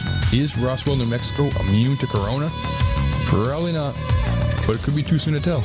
On this day in 1314 marks the end of the Templar Knights. Or does it? On March 18th, 1314, Jacques Desmoulins was burnt at the stake at Ile des Cités in the middle of the Seine in Paris. Up to the moment of his untimely demise, he was the last Grand Master of the Knights Templar, a powerful religious organization established during the Crusades, bringing about the end of the order. Or did it? Also, happy birthday to Queen Latifah, born on this day in 1970 in Newark, New Jersey. 50. Wow. Shocking. The Night Stalker signing off, reminding you to be good to each other. You've been listening to the Night Stalker News, only on the Fringe FM. Hey, is that a new music app? Yeah, check it out. Surfer Music Discovery. It links to thousands of online stations, but the twist is you see the song names and artists that are now playing live. That's different. No guessing. Looks like a waterfall of music. So many formats. Rock, oldies, country, R&B, jazz, and a whole lot more. How's that spelled? Surfer. S-U-R-F-R. Is it expensive? It's free. No need to sign up or sign in. Get the Surfer Music app free from Google Play or the App Store.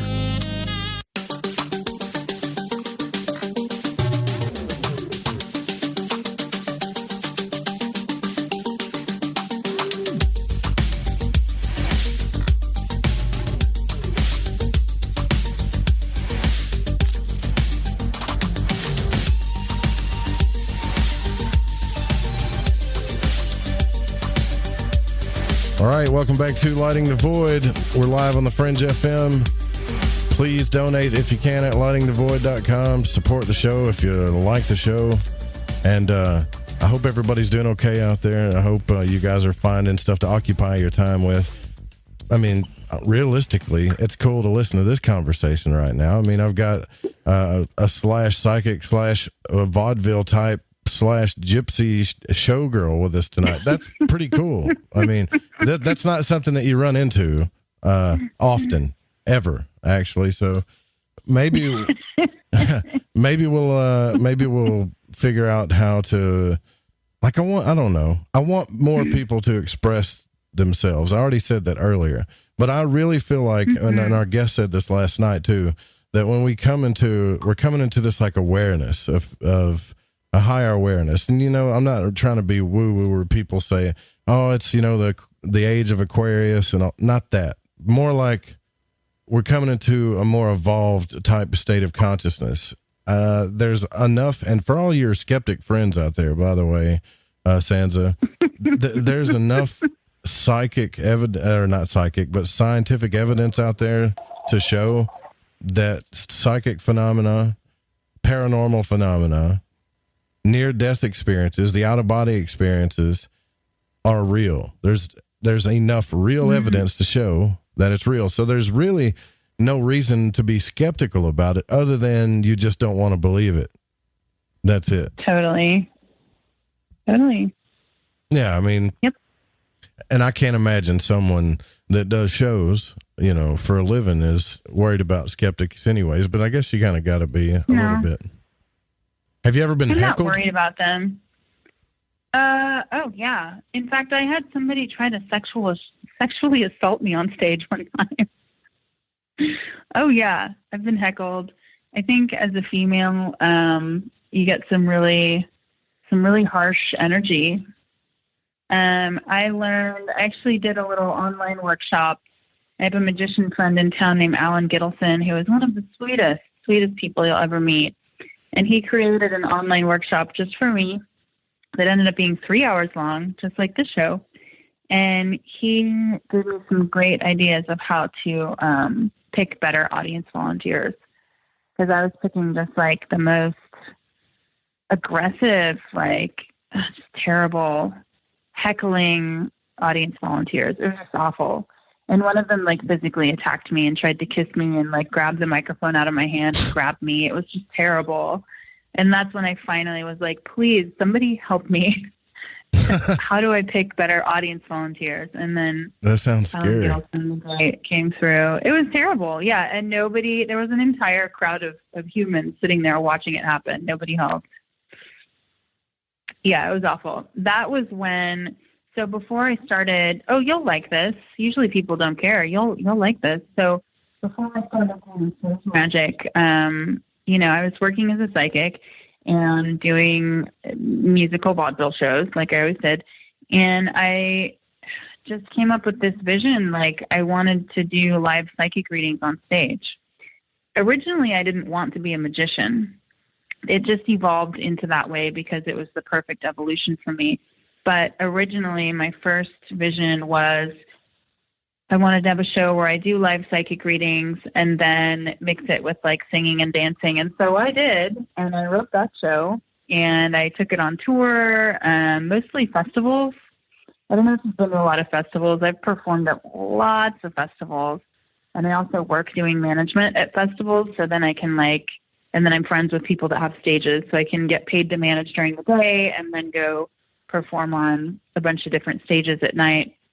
So with the live psychic reading musical, I had tons of stages. I even did a run for like a week at this festival called Oregon Eclipse in a roadkill saloon, like a Wild West saloon. I did 3 shows a night for like a week, and that was great practice for this new show that I just written. And everything about the show was really entertaining, and the dancing and singing was really fun. But the live psychic readings were not entertaining. And I've been an entertainer my whole life, and I just couldn't make it work. And that is when my best friend of the time, Sherry Goldsmith, said, hey, you need to add some magic tricks. And I was like, stage magic? Fake magic? No way. Why on earth would I go to the trouble to put together a show, to travel, to set my stuff up, to get on stage and do fake magic? No. And then eventually that thought kind of blossomed inside me, and I started doing magic, and then I was able to mix a little bit of psychic with a whole lot of magic and a whole lot of song and dance and a whole lot of glitter, and just began channeling these shows. But I was a purist to begin with, and the psychic readings on stage were a purist. I just wanted to do live psychic readings on stage.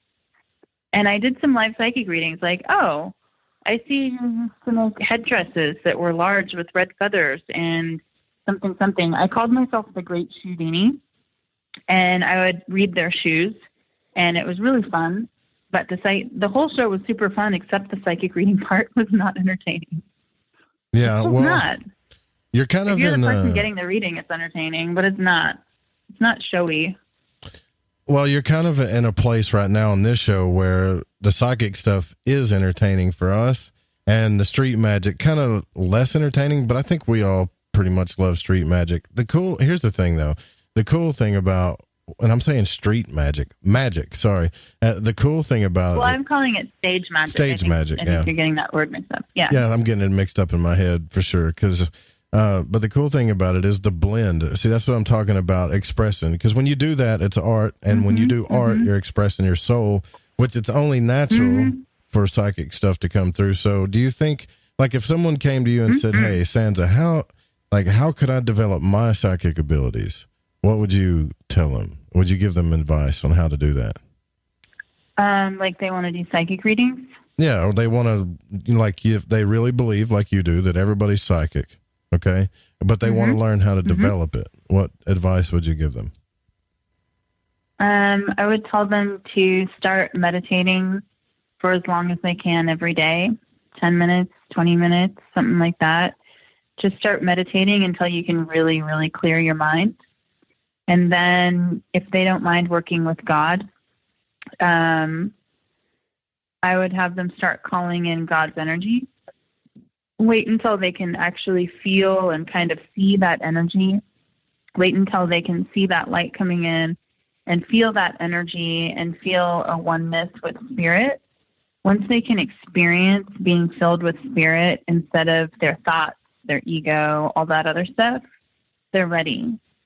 And, you know, basic meditation practices are definitely where you would start with doing psychic readings, because you need to be able to get out of your own way and you need to be a clear channel for guidance. Now, if you're asking me personally, I use God, so therefore I'm going to be a clear channel for God. So I would want them to do those practices until they can feel and see God at least a little bit. And even when I meditate by myself, when I'm not doing a reading, mind you, when I'm not doing a reading, usually that energy will come through so lightly. You know, it's a sense. Sometimes it's much more than that. Sometimes it's comes through pretty heavy, but often it's just a sense, you know.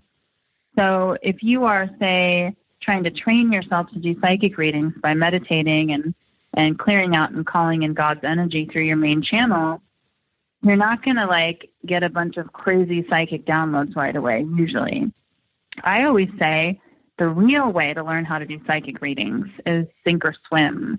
You have to get a person in front of you with their energy field and all their little electrons and whatnot going off. I always say that people are like radio towers, right?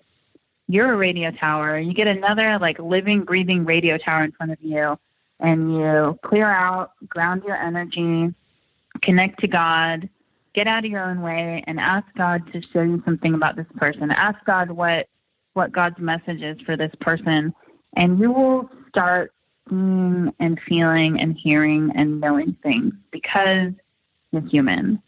And so I think the only like training as far as psychic training is probably meditation, a little bit of training around how to ground your energy, how to clear out your energy, and how to getting to know what it feels like when you are clear. I love going to work doing psychic readings because let's say I just had a break. I did just have a breakup. Let's say I just had a breakup and I'm like so upset. I can't wait to go to work because I know that I'm going to sit in that chair and it's all going to go away for a little while. I'm just going to become a clear channel. And I'm usually really happy the next day after I do readings because I've been, what I call it, I've been just channeling good energy, channeling white light, channeling God, just channeling really high vibrational energy for hours and hours and hours. I usually do readings for an average of 4 hours at a time when I'm doing events. So it's a lot of energy, a lot of other people's energy kind of swimming around, but it's a lot of good high vibrational energy that I'm channeling and a lot of light, you know. You know what? Got to make you feel good. So I don't think people are going to know they can do readings until they try with another person's energy. And then let me tell you, it's a whole different story. You just got to try. Sink or swim. Okay, that's it. I'm shutting up. But I think like a lot of times too, I think some people mistake intuition for psychic. Like, well, I think it's kind of the same thing. So like when somebody comes to you, like you come to me and I look at you and I say, what's wrong, right? And you say nothing, right? Nothing. Okay. But I know something's wrong. What if I say it like this? Nothing. Yeah, but see, right. But I know something's wrong. Now, what usually happens is like, at least in my case, is a vision, not a vision, but a thought vision. Something goes through my head. Like, I wonder if this is going on with them. Da, da, da, da. That first thing that goes through your head in my experience, is probably close to what's really going on. But what happens is you got like all these doubts that come in. Well, you don't know that, or you're just assuming, and like 9 million doubts, and then you just don't do it. That's like, so when Mary comes on here, right, the other different psychic, she just fires off what comes through her, and just has, it's almost like going through like this Carl Jung type thing, where she just doesn't doubt whatever's coming in her mind at all. And I have a friend like that. Yeah, I call her the machine. She's like a psychic machine, right? It's just like rapid fire. Yeah, it's amazing. Yeah, and then the callers are like, oh my God, I mean, that's exactly what's going on with me right now, to the detail, you know? And she's just really, and then she'll pull a card and read something and give them advice and let them go. You know, it's really amazing. But we all have that doubt in our head when especially when our intuition lights up, that the brain kind of takes over, I think, sometimes, and puts doubt, fear, all that stuff in there. Absolutely. And let me give you an example that might make you feel like maybe you can overcome that doubt someday. I'll do readings for people, and at the end of the reading, they'll be like, wow, that was just so spot on. You were spot on about everything. And they'll look at me like I'm supposed to be surprised, you know, and why they do that is because they still, even though they know that that information I just gave them and got was spot on, they still don't believe that it could be true, because they don't believe, they suspend their disbelief for one moment that, like, okay, she was right about this one reading, but she couldn't possibly be right about all the other readings, because that's just too crazy, you know? Yeah. So try and get your mind. And so I'm usually like, haha, okay, great. Thank you so much. You know, I just laugh it off. I don't say like, you think I should be surprised? You know, I just laugh it off and go like, thank you so much. So glad you liked your reading. Next. So just get your brain to be like, well, maybe I can just be right about this one thing. You know, I don't have to be right about everything. Maybe I can just be right about this one first thing. You know, you have to, it's a muscle. It takes a lot of practice. Yeah, it does. Once you get a little validation. Yeah. Yeah. Once you get a little validation, then, you know, validation isn't always a bad thing. Then maybe you'll start to believe the next thing, and maybe the next thing, and eventually you'll be more comfortable. You know, I totally get what you're saying. But once you've done, you know, a lot of readings and had some validation, I bet that will start to go away, I think. For sure. Sansa, like the I said, it's just sink or swim. Mind reader, right? So this is what I want to do. If you're cool with this, is there there's a clip of any clip of you singing I would like to play, so people can get an idea of what you do. You know, we're talking about it, but they can't even hear it. They can't see it. So a clip of me singing, you mean to play on the show right now? Yeah, it could be any one that's on your YouTube channel. It doesn't matter, whichever one you want. Because I don't want to play one that you're like, don't play that one, you know. No, don't play that one. Yeah. All right, let me look on my YouTube right now. So, and I'll drop the link to the YouTube channel too, so you guys need to subscribe to this channel and help her out. Because this is cool. This is what the new 2020 should be about, in my opinion. Expression. Hey, well, yeah, Joe, shepherd your people into being more creative and expressive, especially while we have this time of being wretchedly unemployed. Like, now is the perfect time to shepherd your people to be more creative. Sorry, I'm looking on YouTube right now for my channel. Where the heck is my channel? You know, one good song is in that magic video, the one where I sing and I sing to my audience volunteer. That's a pretty good song.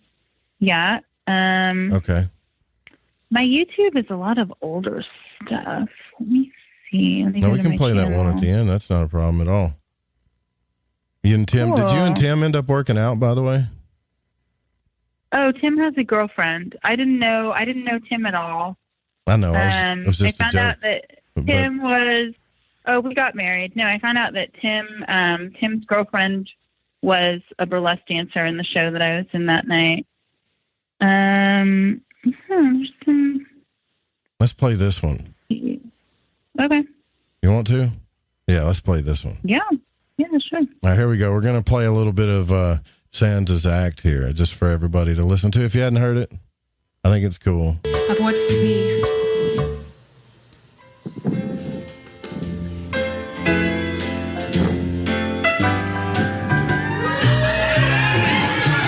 sure it's true when you say I love you.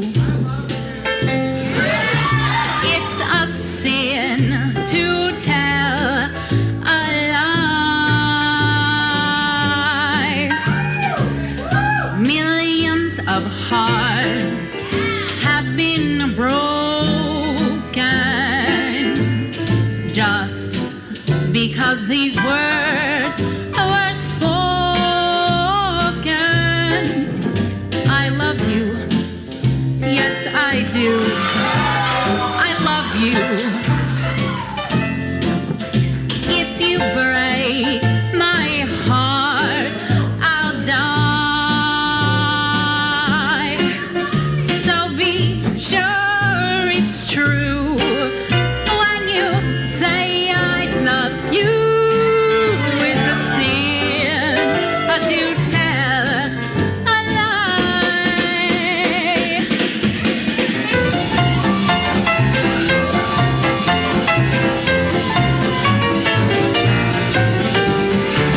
Millions of hearts have been broken just because these words were spoken. I love you, yes I do, I love you. If you break my heart, I'll die. So be sure it's true when you say I love you. It's a sin to tell a lie. Be sure it's true when you say I love you. It's a sin I do tell a lie. It's a sin I do tell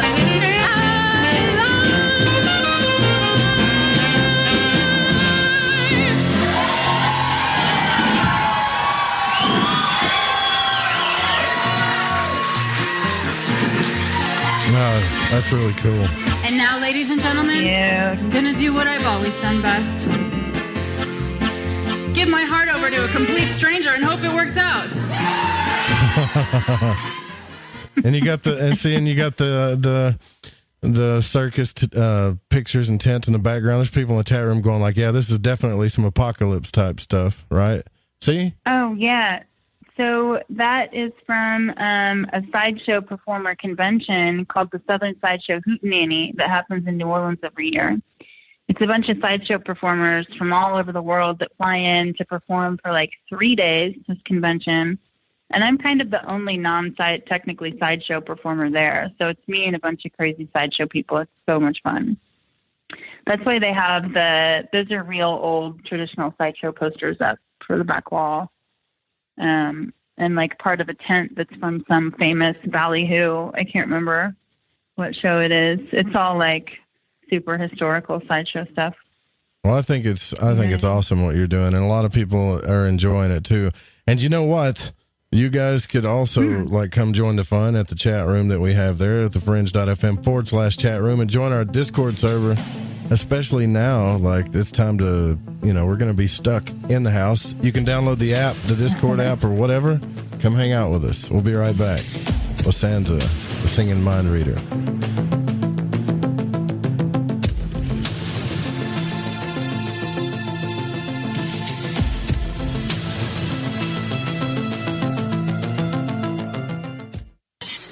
In your face, all over the place. We're online 24/7. 24/7. You're listening to the hottest internet station. Listen, I want to tell you about G.I. Joy from GetTheTea.com.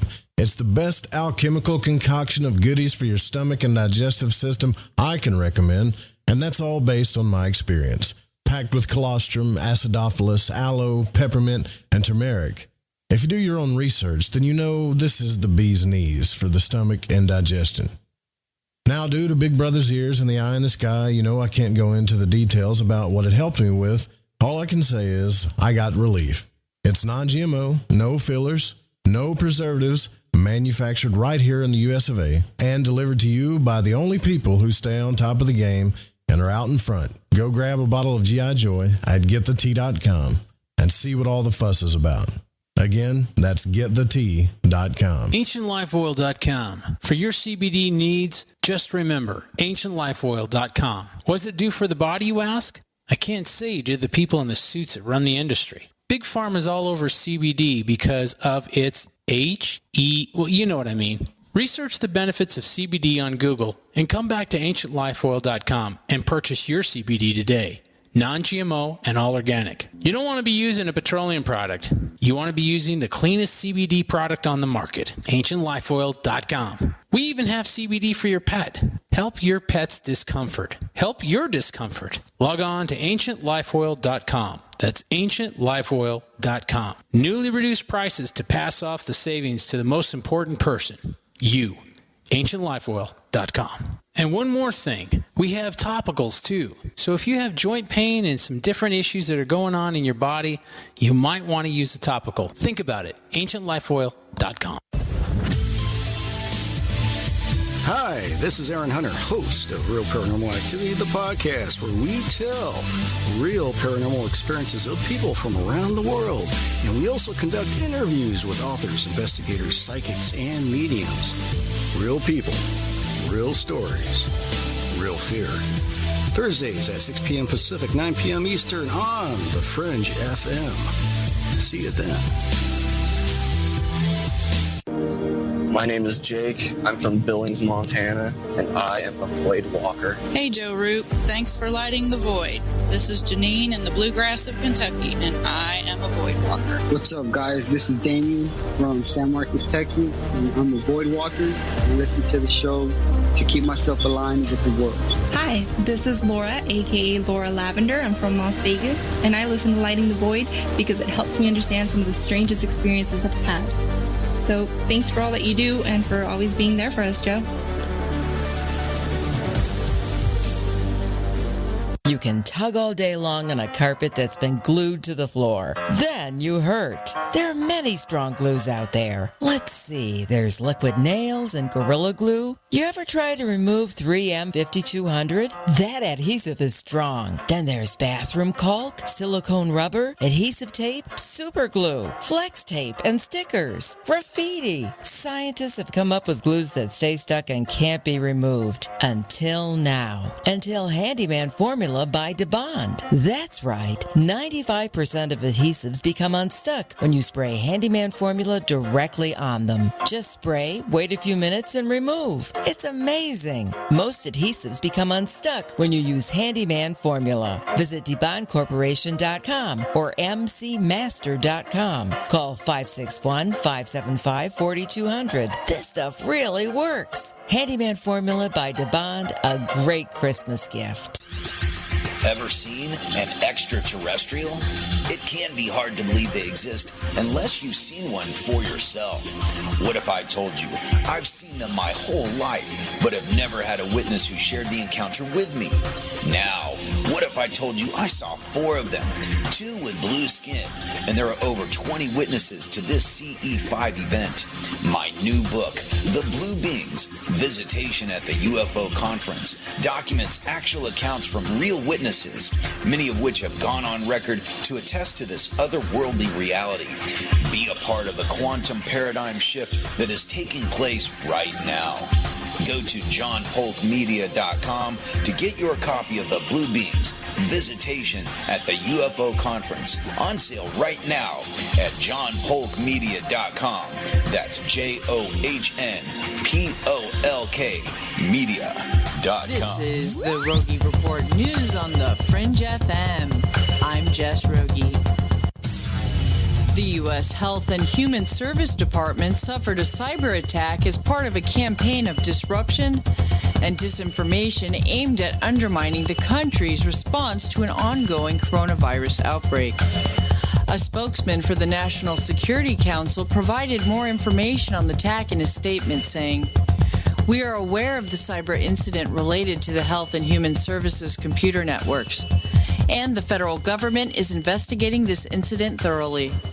HHS and federal government cybersecurity professionals are continuously monitoring and taking appropriate actions to secure our federal networks. HHS and federal networks are currently functioning normally."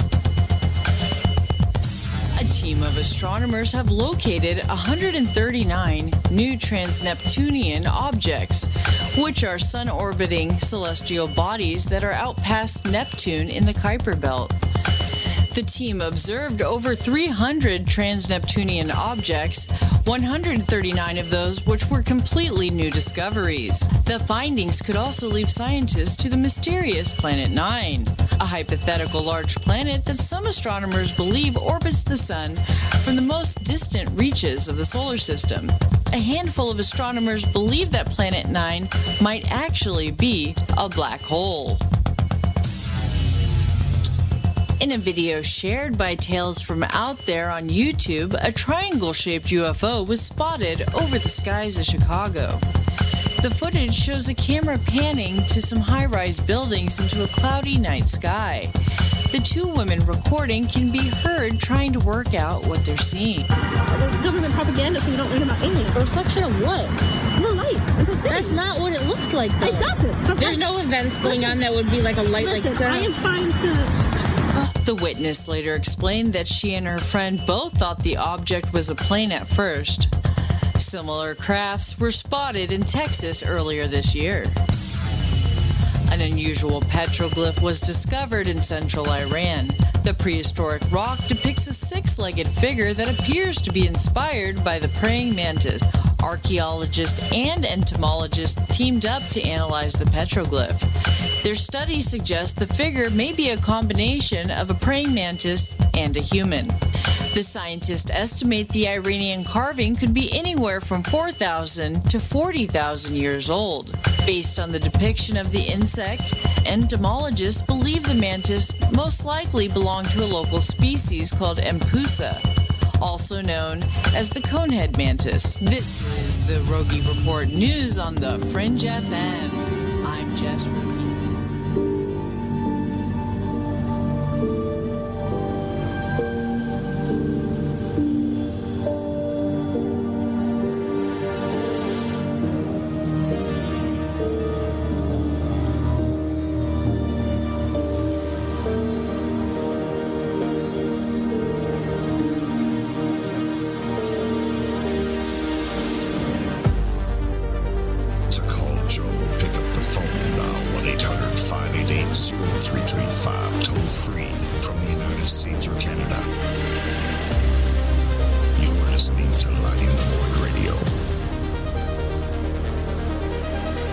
Well, this has been a week of firsts for sure, and I think it's really cool to talk.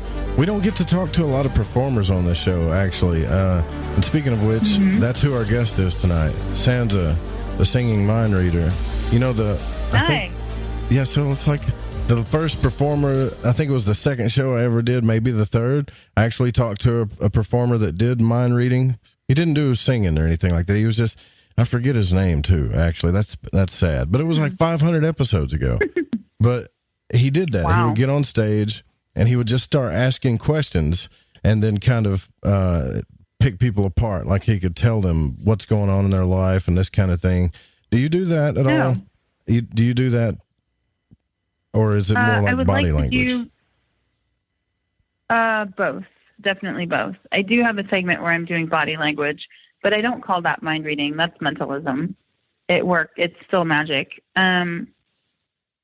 Maybe, I mean, was he also a psychic? Because that sounds pretty psychic. No, I don't even think he believed in it. I think his name was Elaine New. That's what his name was. Something like that. Alan New, yeah. That's so strange to me, honestly. I don't really understand. I don't know. Well, yeah, I wanted to talk to him about it because I was curious, so there's something strange to me. When another human knows things about human behavior, and it kind of puts you in this place. Like it's kind of the same reason why I don't trust a lot of hypnotherapists, because if they know something about my human behavior or my subconscious, something that I'm not aware of, can they control me? Yeah. Can they manipulate me? Can they do the Jedi mind trick? You know, like these are not. They the can droids. Actually. Yeah, I have hypnotist friends that can make you think you're a chicken and forget how to swallow and say your name. So the answer to that question is yes. Yeah. Brandon Queen, one guy who's here, he's no joke. It's true. Forget how to swallow. Can you imagine that? That's terrible. No, torture. I don't want to imagine it. I feel like if I imagine it, I'm going to forget how to swallow now. I don't want that. Yeah, that would be horrible. Well, I'm scared thinking about it. So don't be scared. So in your journey now, like as you open this up, and you keep going down this road, are you planning on like developing your I was about to say powers, like psychic powers or something, but do you feel like do you feel like it's getting stronger, or it's just kind of like the same level the whole time? That's an interesting question. I think it's happening really slowly. I think it's getting stronger and better, but it's happening really slowly. If I look back at 4 years ago, I'm light years ahead. If I look back 2 years ago, I'm definitely better. It's happening really slowly. I do find myself picking up new, like I said earlier in the show, I use about 5 different psychic reading techniques for readings. I just kind of picked up on, what's it called? Remote viewing pretty recently. Maybe I've done it before. I didn't know I was doing it, but I ended up getting better at it. So I would say that was kind of a leap for me as far as getting better. Do you guys talk about remote viewing? It happened after I read, I'm sure you do. I read a book by Sylvia Browne, that old, famous kind of cheesy psychic lady. I was reading a book by Sylvia Browne about just her exploits as a psychic. And then I kept reading more books written by psychics. I started channeling Sylvia Browne in my readings a little bit, and she made me better at readings. And then I started doing that same week I started channeling Sylvia Browne is when I had my first really intense remote viewing experience during a reading. I was actually doing readings at a sex party. Oh, really? Yeah, this lady who hires me to write horoscopes for her website put on a sex party. It was a pretty mild sex party. I didn't see anybody even disrobed or anything. I was just in the front room doing my own thing. My first response, I first wanted to say, no, I'm not going to do psychic readings at your sex party. But then I was like, if it's not, I said well, nobody's allowed to touch me. I don't want to be forced to dress really sexy or make my reading sexy or change anything. I want to be able to keep my integrity, and you have to pay me this much. And I gave her a fairly exorbitant fee, still pretty fair though. I was pretty fair. And she was like, yeah, sure, totally. And I was like, okay, sure. And I went and did it. It was fine. Actually, it was not weird. Everybody was very respectful and nobody was naked. I was expecting to be reading naked people. Nobody was naked. It was kind of like every other party. I don't know what they were doing back there. I didn't pay any attention. It was the first time I ever did an amazing remote viewing reading, and it was by accident while I was channeling Sylvia Browne. So I had that experience, and the person I was reading was just absolutely blown away, and I was blown away. And I was like, wow, well, I guess I can do remote viewing now. Okay, cool. So then I picked up some books. I read Tell Me What You See by Major Ed Dames. That one really changed my life. I watched a bunch of YouTubes by Russell Targ. I'm sure you know how that is. Yep. And Russell Targ just kind of named off all these different people, and I started looking them up. I read a book by Joseph McMoneagle. Tell me if I'm wrong, but he was the beefy Marine that, definitely not into crystals and vibrations one bit. Joseph McMoneagle was this huge beefy Marine that they called in and just put him through their little program of how to do remote viewing. And he became one of the top remote viewers, which is absolutely a psychic reading. Absolutely. There's nothing physical happening there. It is all energy, vibration, consciousness placement, remote, it's so cool. I try to explain this to people and their eyes glaze over and they start looking other places in the room and I stop talking about it. But, remote viewing and that whole phenomenon to me It was mainly, as you know already, but just in case listeners don't know, it was mainly used by the military to gather information, and especially the Russians had some really good remote viewers and some really good psychic spies. I won't say that too loud. And so the U.S. found about that. They're like, oh, we better beef ourselves up here. So they had different programs where they would just take people from the military, just your average Joe, your average GI Joe. Nothing against people named Joe, of course. I hope not. And no way, your average Joe. It's a saying. They should call it like your average Susan or something. And put them through these trainings to be amazing psychics. And all these Marines were coming in and all of a sudden becoming amazing psychics. And so what that proves is that anybody can be a psychic, and that psychic stuff is totally real, and you don't have to be like a crystal hugging hippie or something to believe in it and put it to use. Now, the way that they would set it up, they wouldn't talk to God and ask for guidance. They would do something called coordinates, and set up coordinates. Like they gave it a military appearing framework and a structure that appeared military. But what they were working with was absolutely energy, frequencies, radio waves. It's like psychic stuff. They were just working with psychic stuff. And so, maybe this whole framework that I've created for myself where I talk to God, I ask for guidance, it comes through my main channel, I see it that way. Maybe that's just my framework that I've created. Maybe I made it up. Whatever it is, I don't claim to know anything about how psychic stuff works. I just know what I see, and I know it works for me. Sure, yeah. Yeah, and I can tell, yeah.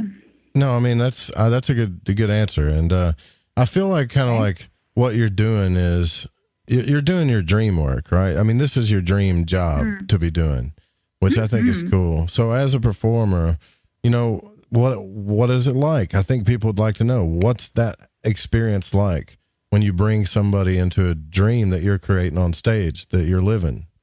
Is it kind of surreal? It's very, very, very, very surreal in a really, really, really good way. When I'm running through my show, the show I have right now, I can make it any length.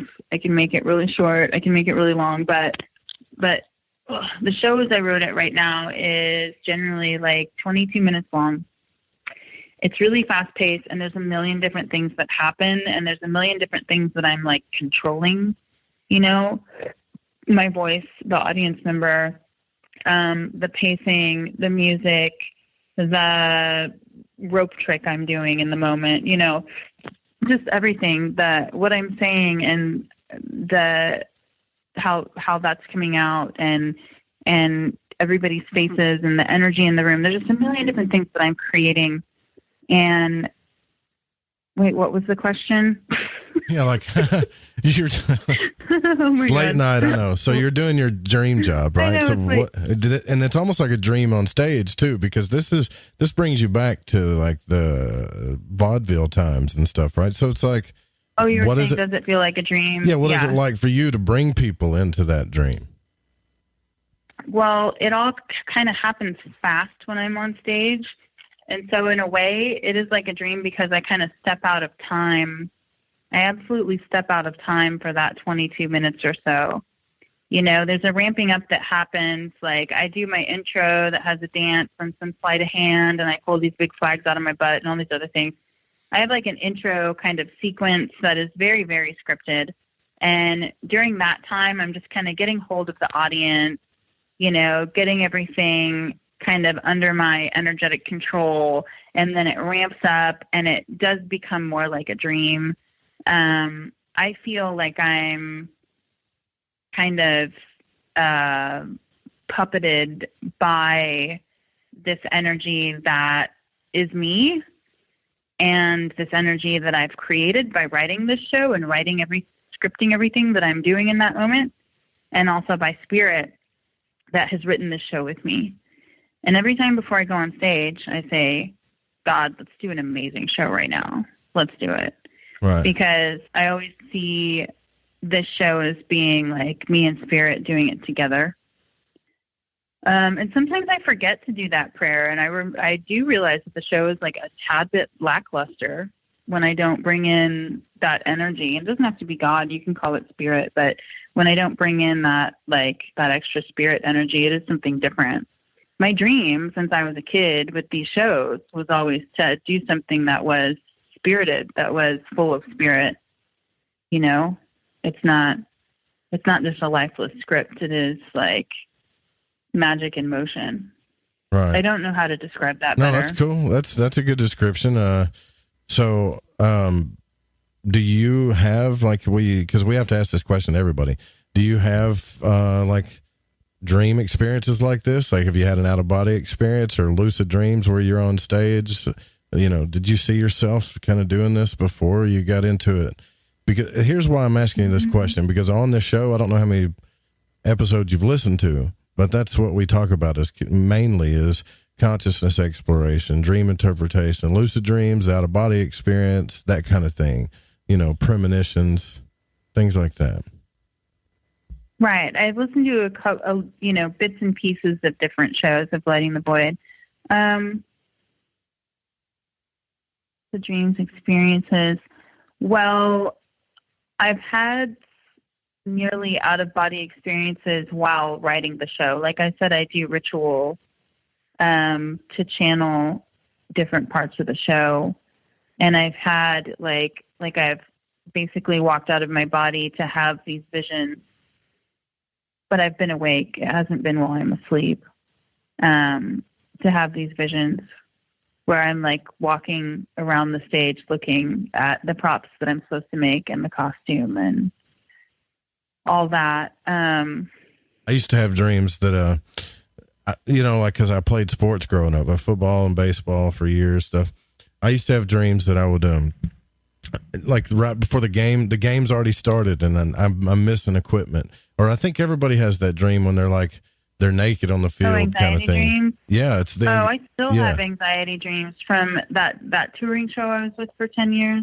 I still have anxiety dreams. Like everybody's on stage, they're about to raise the curtain, and I don't have any makeup or costume on, and I'm just running ragged. Yeah, I have those dreams all the time.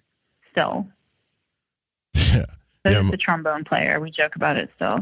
So that terrible. Last clip that I played, that was an actual.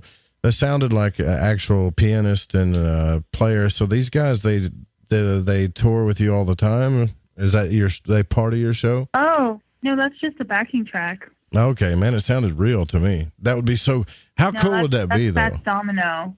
It would be awesome if Fats Domino could tour with me. That'd be great. Yeah, Fats Domino, if you're listening, you're hired. Yeah, but you know what I mean. Like, just have your own band back there behind the tent playing. Yeah, well, that was my old life with that touring show I was with for 10 years. It was a whole band, and I wrote musical song and dance numbers. We had dancers, too, so I had backup dancers that would, wear the costumes I made and do whatever dances I asked them to do. Yeah, that's the dream, is to have a live band. Maybe someday. Well, there's a couple projects I'm involved with in LA where that'll be a possibility in the future after COVID. After COVID? It's funny. That's going to be COVID everybody's going to have these pins now, I survived COVID-19. Yeah. Oh, yeah. We should start making those now. Nah. Do you know that Dean Koontz actually, I think it was Dean Koontz. Did you hear about that? He wrote a book a long time ago. You know, it was actually Sylvia Brown. I saw that where, yeah, so the psychic lady I was talking about whose books I read, she was she was a strange person. People have mixed feelings. Somebody misquoted and said that was from a Dean Koontz book. But if it's the one that I think you're talking about, it was actually Sylvia Brown, where she said there's a pandemic of a pneumonia-like flu that hits the whole world really bad and then mysteriously disappears and then comes back 10 years later and then it's gone forever. That one? Yeah, I think that. Well, the one I read. Let me check the chat room. It was, yeah. So it was the one where it actually said some virus 19 in Wuhan, China, in the actual city that it was released. It's kind of like when did she say Wuhan? Yeah, and I think it was either, was it Dean Koontz? Y'all got to help me out here. if you can read it to me, I can tell you. If Okay, it was so they're Sylvia saying Brown. it was both Dean Koontz and Sylvia Brown. Gotcha. Jeez. They both wrote about it. Isn't that weird? That is so weird. I mean, yeah. I read that, and then I read some, I don't want to call them idiots.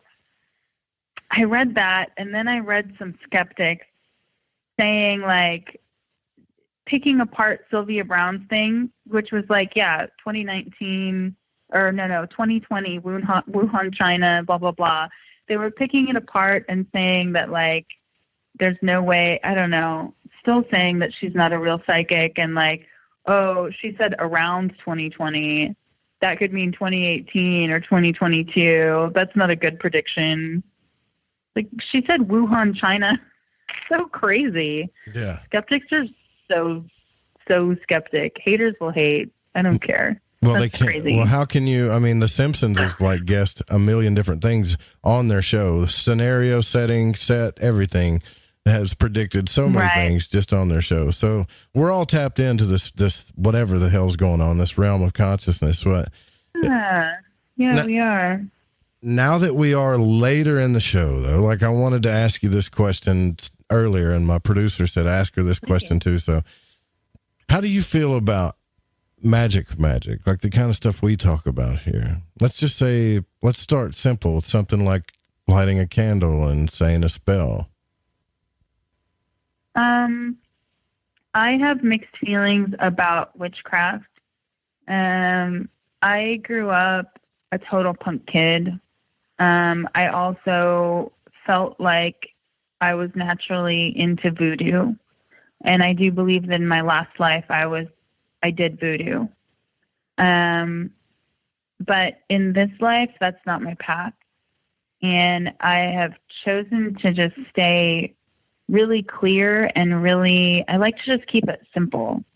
You know, I have no problem with witchcraft or, I light candles all the time. I do spells, but I don't call it spells. I call it wishes. I call it petitions. I call it prayers. I think it's literally all kind of the same thing. As long as you're not doing anything to hurt anybody or to try and control somebody, go for it. I mean, I know that I've been a voodoo practitioner in another life, and I always felt this like nitty gritty sort of power within me, this presence, this feeling that I was just like 100%, like that was my home. Like I needed to go back to that. And I moved to New Orleans in 2004 and felt like I was home, and everybody says that about New Orleans, but I felt like I was home, and the voodoo thing, I just felt like that was a thing. But then I realized that it's not for me in this life. In this life, I just channel the highest and brightest vibration. And this life is really a lot about me clearing out. I had a pretty rough childhood, great parents, but like really rough childhood, rough teenagehood, early 20s still. Were you rebellious? Kind of rough. I was rebellious for sure. I mean, I was a little angry anarchist punk kid who like hopped trains all over the country and like traveled and fought and whatever, drank a lot. But mostly I was just wounded, a lot of it just came from being really wounded. So a lot of this life for me has been about healing and clearing out old energies and just being really, really clear, and so clear that I can get out of my own way and be a clear channel for guidance to help other people, especially after, all that I've kind of recovered from emotionally and whatnot, and physically. So anything that is like trying to control or using, I don't know, witchcraft just doesn't vibe with me. The older I get, the less it vibes with me, if that makes any sense. When I was younger, I was definitely more like witchy and weird, but I just really work with God, and that's about it. All right. And don't you love it when the radio host asks you that stuff? Like, what are your beliefs? What do you truly believe in? Now you're on the spot, right? I'm into it. That's what I'm here for. I'm letting it all fly. I'm Cool. happy. Well, you know what? It feels weird to have it come out of my mouth. Most of my friends are witchcraft practitioners. I gotcha. Like, you know. We only got one more segment with you here, so yeah, we're going straight into the break. Guys, if you got any questions, you can call in. That's 1-800-588-0335, or you can drop it in the chat. Keep in mind, if you drop it in the chat and it goes way to the top, I'm probably not going to find it, so you might have to keep asking it. We'll be right back.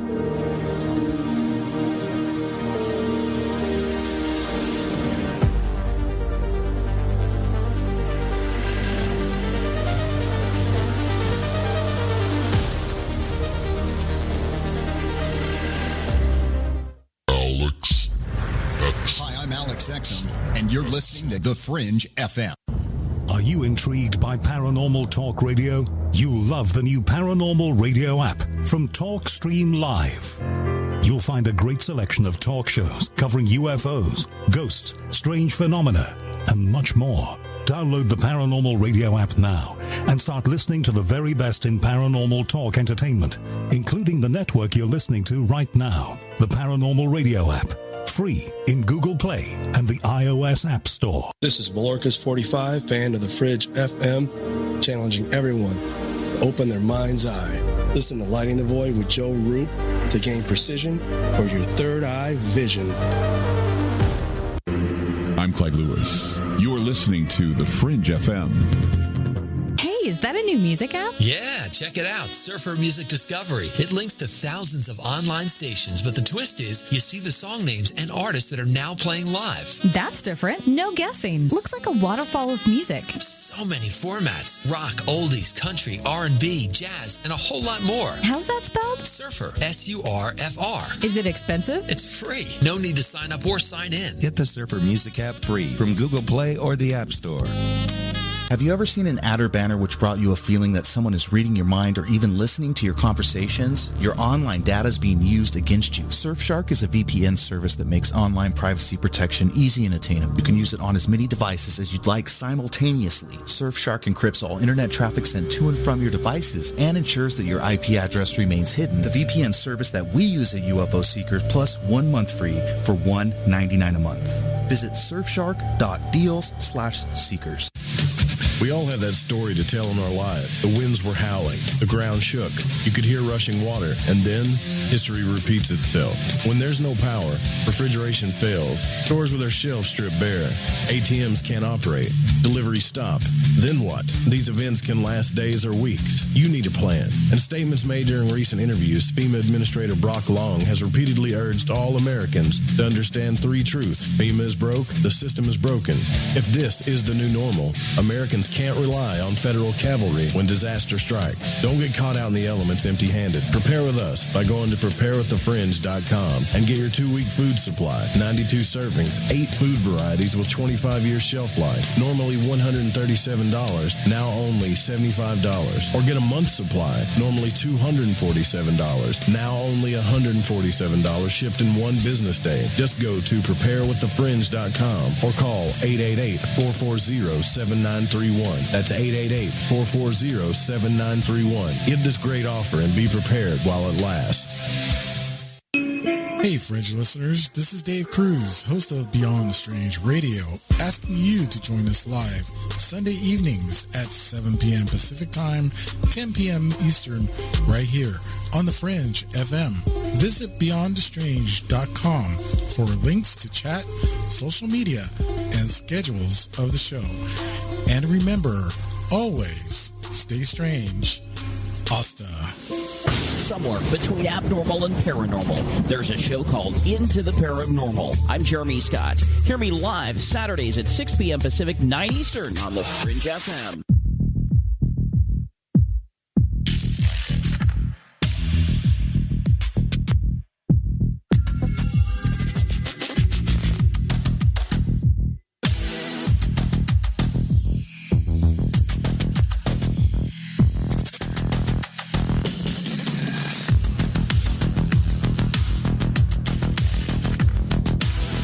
Welcome back to Lighting the Void. I'm your host, Joe Roop. Sansa the singing...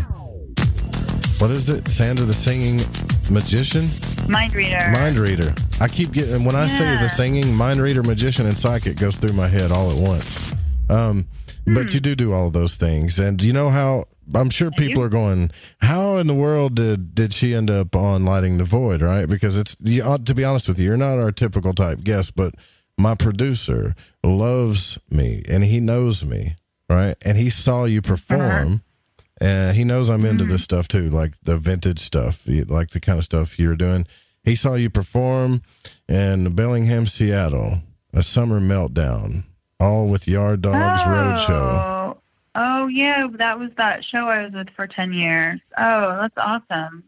Yeah. Yeah. So, well, that's rad.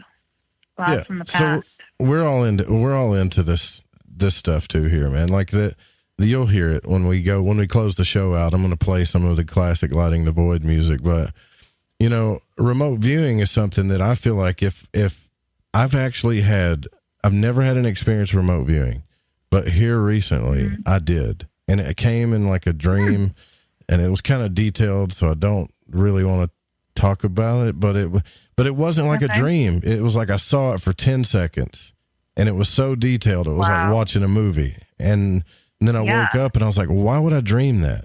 I wouldn't dream that at all. And I realized what I was actually doing. Is that how it happened for you? Well, it happened for me during psychic readings. And usually when I'm doing readings, it struck me as odd. And I was like, why am I seeing this? You know, because usually the information I get in readings, there's a reason, and the reason is to help the person. It's like, how does this help this person? Like, why, what's the point? You know, this is great. Okay. Now what's the message here? You know, it's like you're looking at a room. Okay. What's the message? Usually when you get a psychic hit, there's a message, you know, there's a reason, it's a download, it's a guidance. But yeah, with remote viewing, it's like, okay, so what? This is totally awesome, but like, why? What, in your experience, like, was there a reason you were seeing it? How did you get the validation that it was real, that you were seeing something? For me? Well, without divulging maybe what it was that you were seeing, if you don't want to share that, like, how did you get the validation? Did you ask somebody like, hey, I saw this thing? And pretty they were much. like, oh my God, that's my grandma's kitchen or something. Yeah, exactly. That's exactly how I did it, because it was like I just got through talking to this person, and we're talking about a certain subjects, and I was thinking, why would I dream that? Like, usually when you dream something, there's something that you can relate to your experience in the dream, the symbolism, the things that are happening. Like, you'll start saying in your head, I could see why I dreamed that, or I could see why I didn't dream this, or whatever. Right. Yeah, totally. So what happened is I had this dream. I mean, I might as well I don't know if I could talk about it, but so I had this dream, and I saw the vision. And I thought, why am I doing this? Like, what am I'm not even in this scenario in my life. Like, and the things that people were doing were so real, as if I was watching a movie. It was almost like watching reality, but it went by so fast. And then, so even though I woke up after that, and I was thinking, okay, why? Because I always write my dreams down. So I'm like, why am I having a dream about this scenario? It was like something... Is this going to happen to me? Or, you know, I'll just say there was a hospital involved. I'll just say that. I'm like, am I sick? Am I going to like, oh my gosh. Yeah, am I going to have surgery or something? Yeah, right. So that's, you know how you're kind of foggy when you wake up? So I was foggy, you know, and then it dawned on me. I was like, oh, okay. I know what just happened. I think I actually saw where this person was. You know, like I saw a room with like bins of it looked like Tupperware bins, and they were teal colored, and like a man and a woman, and they were both wearing I really couldn't see their face because it happened so quick, but they were both wearing teal scrubs, and there was just teal bins, stacked up. And this dude comes through these double doors and is pushing a bed where somebody was laying on there, but they're not. And he had to, and it was so detailed, like he had to step really wide to swing the bed. And I don't know who this dude is. I've never seen him before. And they were just at this place kind of thing. They were like, I was just there, that kind of thing. Right. So that's only happened to me you were once. picking on you were picking up on a situation that was happening to somebody that you cared about or like felt connected to? Is that what happened? Yeah. Well, I think so. Yeah. Okay. Wow. Well, sounds like remote viewing to me. Why does it happen? Who knows? I've never had that happen to me, like ever. I've had out of body experiences and stuff happen, but not that. So I think sometimes. Yeah, how is out of body different from remote viewing, though? Well, I can tell you, because out of body has there's different levels to it. But the one that happened to me specifically was like the one that Robert Monroe talked about, where you actually peel yourself out of your body and watch yourself sleep. In the setting of everything, like there was no separation of reality. Matter of fact, when I set up, I was like, it didn't work. Like I was convinced that I actually set up. Oh, nice. Oh, yeah. I used to, I should have mentioned this because I'm on Lighting the Void. When I was in my late teens, early 20s, I used to try. I read all these books and tried really hard to do astral projection. And it didn't work, but I ended up having some dreams where I went out of my body and floated up into different weird worlds. But yeah, it was definitely like I wasn't in this dimension, so I don't think that was astral projection. But I tried really hard. I couldn't do it. Not my forte. Well, it's pretty cool. You should try it. You get to fly. Like for real. Right? Well, I fly in my dreams a lot. I've always been a dream flyer. I fly a lot. And ever since then, I've been doing experiments, and really, it's like it's never been that good anymore. There's nothing like the first time, kind of thing. Like sometimes it's been like I couldn't tell if it was a dream or out of body experience. Other times, I could even feel pressure on my ears. Like it was just too hard to do after that. And then here recently, I had one time where I actually got out of my body, but I was blind. I couldn't see.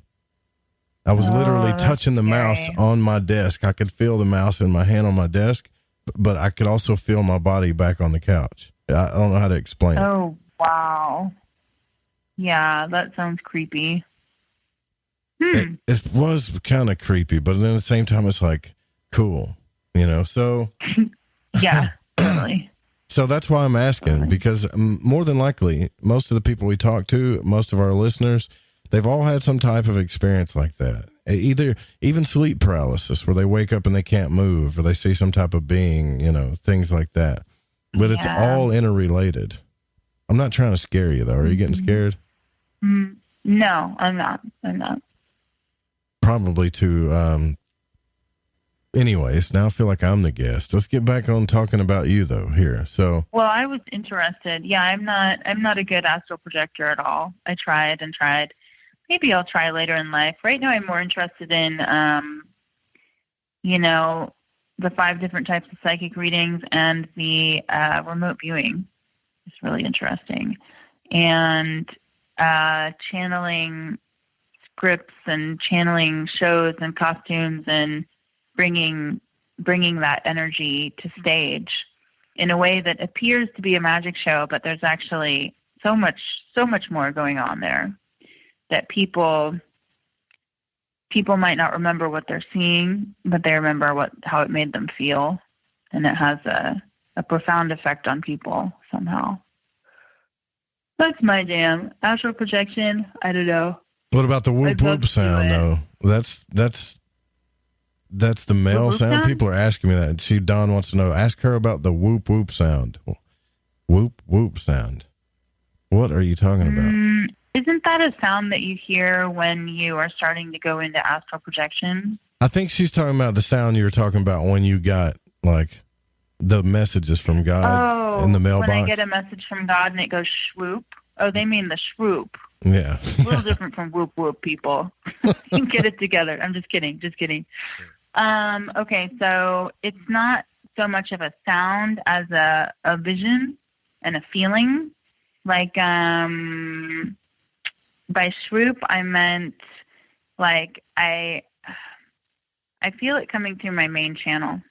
My main channel is a column of light that goes all the way from heaven or God or whatever that spirit is up there that's so awesome, that goes through all the way down through my crown chakra, through my whole body. I'm doing this with my hand right now too, you can't see. Through my whole body all the way down to the center of the earth, if I'm nice and grounded, which hopefully I am if I'm conducting reading. And this download, this guidance, this information goes, it goes, whoop. And I see it coming down that tube, like the little pneumatic tubes in the 30s, 40s movies, you know, in the banks before they had computers. It would go swoop down the tube. I see it like coming through the ceiling of my consciousness. And the swoop is not a sound so much as a feeling. I see it come down and then I feel it come into my body and come in. I just know. I just have that knowing all of a sudden. And I go, oh, this, and then I relay it to the person. That's what the swoop is.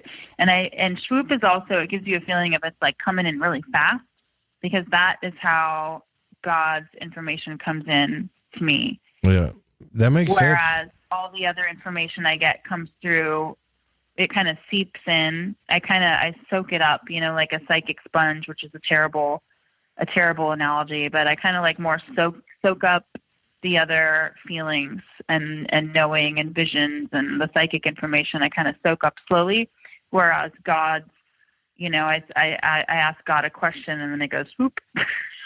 It'd be right better. Away. Well, Does that answer everybody's question? Yeah, I think it does. I mean, at least we're not like computers. Like every time you get a download, something would be like, "You got mail." You know, that would drive you crazy, wouldn't it? Ding ding ding. Yeah. Yeah. There's no like whoop, like that text message sound. Yeah. I don't know. It's not like that. The swoop was not like whoop.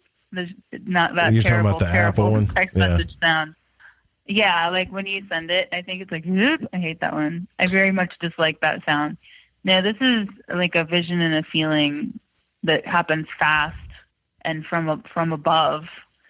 One last thing. I don't know how much more time we have. We got a few minutes here. Lately, cool. So I work with a couple psychic Christians in Los Angeles. I never even thought about really God very much until I met these people. And I came to them. They run the Golden Heart Center in Los Angeles. A best friend of mine sent me to them to get a healing when I was going through a rough time, and they really helped me. They were so loving. They're kind of an older couple. They're not old, but they're a couple, and kind of on the older side. I don't know. Sorry, I'm tired. And they kind of took me under their wing, and I was like, man, every time I do readings, I just get so tired. But I really want to keep doing readings, and it's my main job, and it's the only job I want right now, you know, other than performing, which doesn't pay well enough. Like, what can I do? I'm just so drained. I'll spend a whole day in bed with like the lights off in my apartment if I do, you know, a 4-hour shift of readings. And they said, you need to start working with God. You're just getting information from everywhere. You're just like soaking stuff up, and people's ghosts that were following them are following you and sucking your energy. And you need to stop throwing up a bunch of psychic protection because it's not working. You got to work with God. And that's when I literally found my main channel in my psychic space, started working with God. And, you know, I didn't even really believe in God before then. I didn't know what I believed in. I just knew what I saw. I believed what I saw, and I was getting sick and tired, and I found God that way and just started calling on, right? Thank you. Started calling on God's energy to do the reading. Next thing I knew, I had a gig where I was doing 5 hours of readings. And when I was done, I was like, thanks, God. Thanks, main channel. Wow, that was completely different. I was so full of energy. I brushed my hair and I was ready to go out dancing, and I woke up the next morning and I was ready to be just completely exhausted. And I was fine. I saged myself. I took a salt bath, I cleansed a bit, and I just didn't even need to do that. I was great. It was a absolute night and day difference once I started working with God. And then slowly my reading started to change too, and I became just more of a channel, for that white light instead of kind of getting more random information. I don't know. The readings got better. They got more to the point, You're going to make it through this interview, I promise. You're like, this is, Thank you. this is going to be the longest radio interview you've ever done, and any one that you do from here on out will be like a cakewalk. Trust me. Sweet. Well, I finally get to talk about all this stuff that I never talk about with my friends, so man, it's exciting. Yeah, I'm starting to peter out a little bit though. But here's the thing though, not everybody can be the late night vampires we are here at the Void. So, but here's the thing. That's true. And I'm asking your friends about this too. Why can't you talk to your friends about this stuff? They're your friends, right? A lot of them will try to listen and their eyes just glaze over. It's because they haven't had the experiences. Well, that makes sense. Experienced that of seeing what I've seen and just being a psychic, if you haven't experienced that, you might be interested in it, but I don't know. Thought for more your friends were being skeptic. They look nervous. But what? I thought you were saying your friends were being skeptical to you, they weren't accepting it, not that they just didn't relate to it. So that's my bad. Oh no! I was saying that I stopped myself from talking about it. Although once in a while I'll try to talk about psychic stuff. Say I just came from work and this really amazing thing happened. I'll try to tell a friend about it and they're like, cool. But I see that they just don't really want to hear it or something, or they just don't get it, or it makes them nervous, or it's it makes them feel less powerful because they can't really understand, or I don't know. I'm sorry, Joe. I don't know what it is. That's all right. I just wanted to make them feel guilty for a second. Not you. Oh, feel free. No, I'm just kidding. I don't know. I'm sure they're listening, right? Well, I can see you guys listening. Mm-hmm. Were they all from LA? I think a lot of the ones that told me they were going to listen are from LA or some of the outlying areas. I can tell you if they're listening, actually. I can't tell you who they are, but I see some people, quite a few people from LA listening. Long Beach, Anaheim, downtown Los Angeles. Yeah. Oh, wow. Hey, guys. Some people are using Chrome. Some people are using Apple phone. Here's one on an Apple phone, Android browser. Let me really sweetly backpedal, if I may, for a second, and say that I do feel loved, mostly understood and supported by my community. I really do. And there's all sorts of things that people kind of keep under wraps, because they don't want to they don't want to alienate their friends, Mm-hmm. So I choose to not talk about all the amazing, fascinating, mind-blowing, crazy psychic stuff that I see and experience daily when I'm working at least, because it just doesn't go over well. And it seems to create more of a chasm between me and whoever I'm talking to. So I just don't talk about it. Maybe someday I'll meet my future husband and he'll be a psychic, and then we'll be able to talk about it and be like, whoa, yeah, wow, cool. That day will come. Without alienating each other. Yeah. That day will come and you least expect it. Maybe I don't want to date a psychic. Yeah, probably not. Probably not. I don't think I don't want to date a therapist. I had this one girl that was back when I was trying the online dating and Tinder stuff, who was a therapist and a psychiatrist. That's right. Yeah. And I know some hot therapists. Yeah, well, I'm not. I mean, looks are part of, I guess, matter, but to me, not too much. And anyway, so I'm thinking, she starts asking me questions, and all I can think of is like, I got to get out of this date, because she starts asking me. It's really weird what they do too, man. It's not like hey, what do you like? What do you like to do? What's fun? It's more like, tell me more about why you thought that. When she started saying that stuff, I got scared. So I just like she was at work or something. Yeah, Did like she I was ask you what your trying out for her. with your mom is like? Yep. Asked me about my mom. No, dad. she didn't. On the I would have walked out of that restaurant or bar. Yeah, I don't. Hell no. I was like, yep. God, I wish I would have, but I've learned how to bail out of those things a lot easier. So I don't really do that stuff anyways. But what I do is radio every single night, and it was really, really fun having you on here, actually. So it was a real honor. Did you have fun? Yeah. Did I do okay? Yeah, you did great. Yeah, I have fun every night. I had a great time with you too. That was the fastest 3 hours, I think, of my life for sure. I think you just told me our next motto for the show: the fastest 3 hours of your entire life.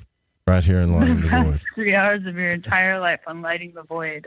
Yeah. So yay. Give everybody your Twitter account where they can find you on Twitter and stuff, so the people that are listening, so they can follow you. Oh, yeah. We only have 3 minutes. I don't do Twitter. I do Instagram. Yeah, no worries. You can find me on Instagram as Sansa, Sansa. That's S-A-N as in Nebraska, S-A. Last name, Asylum. ASYLUM. There's an underscore in between. You can just type in Sansa Asylum.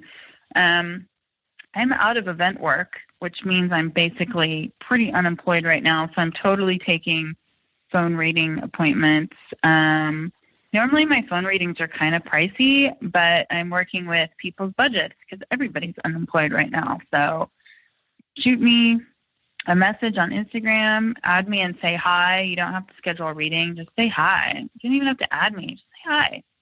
But if you want a reading, send me a message and we'll work out what works for you. If you can afford a pricey reading, feel free, because I, like everybody else, am very unemployed right now. Yeah, if you're a philanthropist, Asylum. Yeah, that helped me out. Yeah, if you're a philanthropist. Yeah, I'm also going to add my Etsy. I don't know if you know what Etsy is. Like people make things and put it on the internet. Yeah. I'm going to add my Etsy back up to my Instagram pretty soon. I make like jewelry for magicians. You can buy some for your girlfriend or whatever. If anybody out there who might have a girlfriend, you can buy it for a girlfriend, or men can wear it too. I think I just got a message on Instagram already. Yeah. Drop me a line and look at my Etsy. I'll definitely have jewelry, and I make like weird costumey clothing and stuff too. So I'll be putting that back up soon. Oh, and my new video of my new magic show is coming out soon. I'll be putting up some blurbs. So if you add me on Instagram, you'll get to see some new blurbs from my new show, which you haven't even seen, Joe. Cool. That show you watched is so 2019. Well, I can't wait to see the new show. 2019. Yeah, and I can't wait for you to see it. There's more music too. I wish I'd had that clip in the new song because it's really precious. Well, thank you again. We'll be in touch. Yeah, for sure. And thank you again for coming on the show. We do got to roll out here because we're outie. We got to get. So listen. Okay. Thank you for coming on. I also want to thank, just real quick before we roll out of here too, Derek. The Night Stalker. Also, David, for donating tonight. We really could use that, so thank you so much. Music was by Chronox and Steezy Stevie. I want to give a big, big warm thank you to our producer, Pacho. Please don't copy this without written permission, especially if you're on YouTube. And also, thank you to Amanda, Barbara, Dennis, Eric Markham, Jeremy Scott, and all of you wonderful Void Walkers in the Fringe FM chat. We'll see you guys tomorrow night. Good night.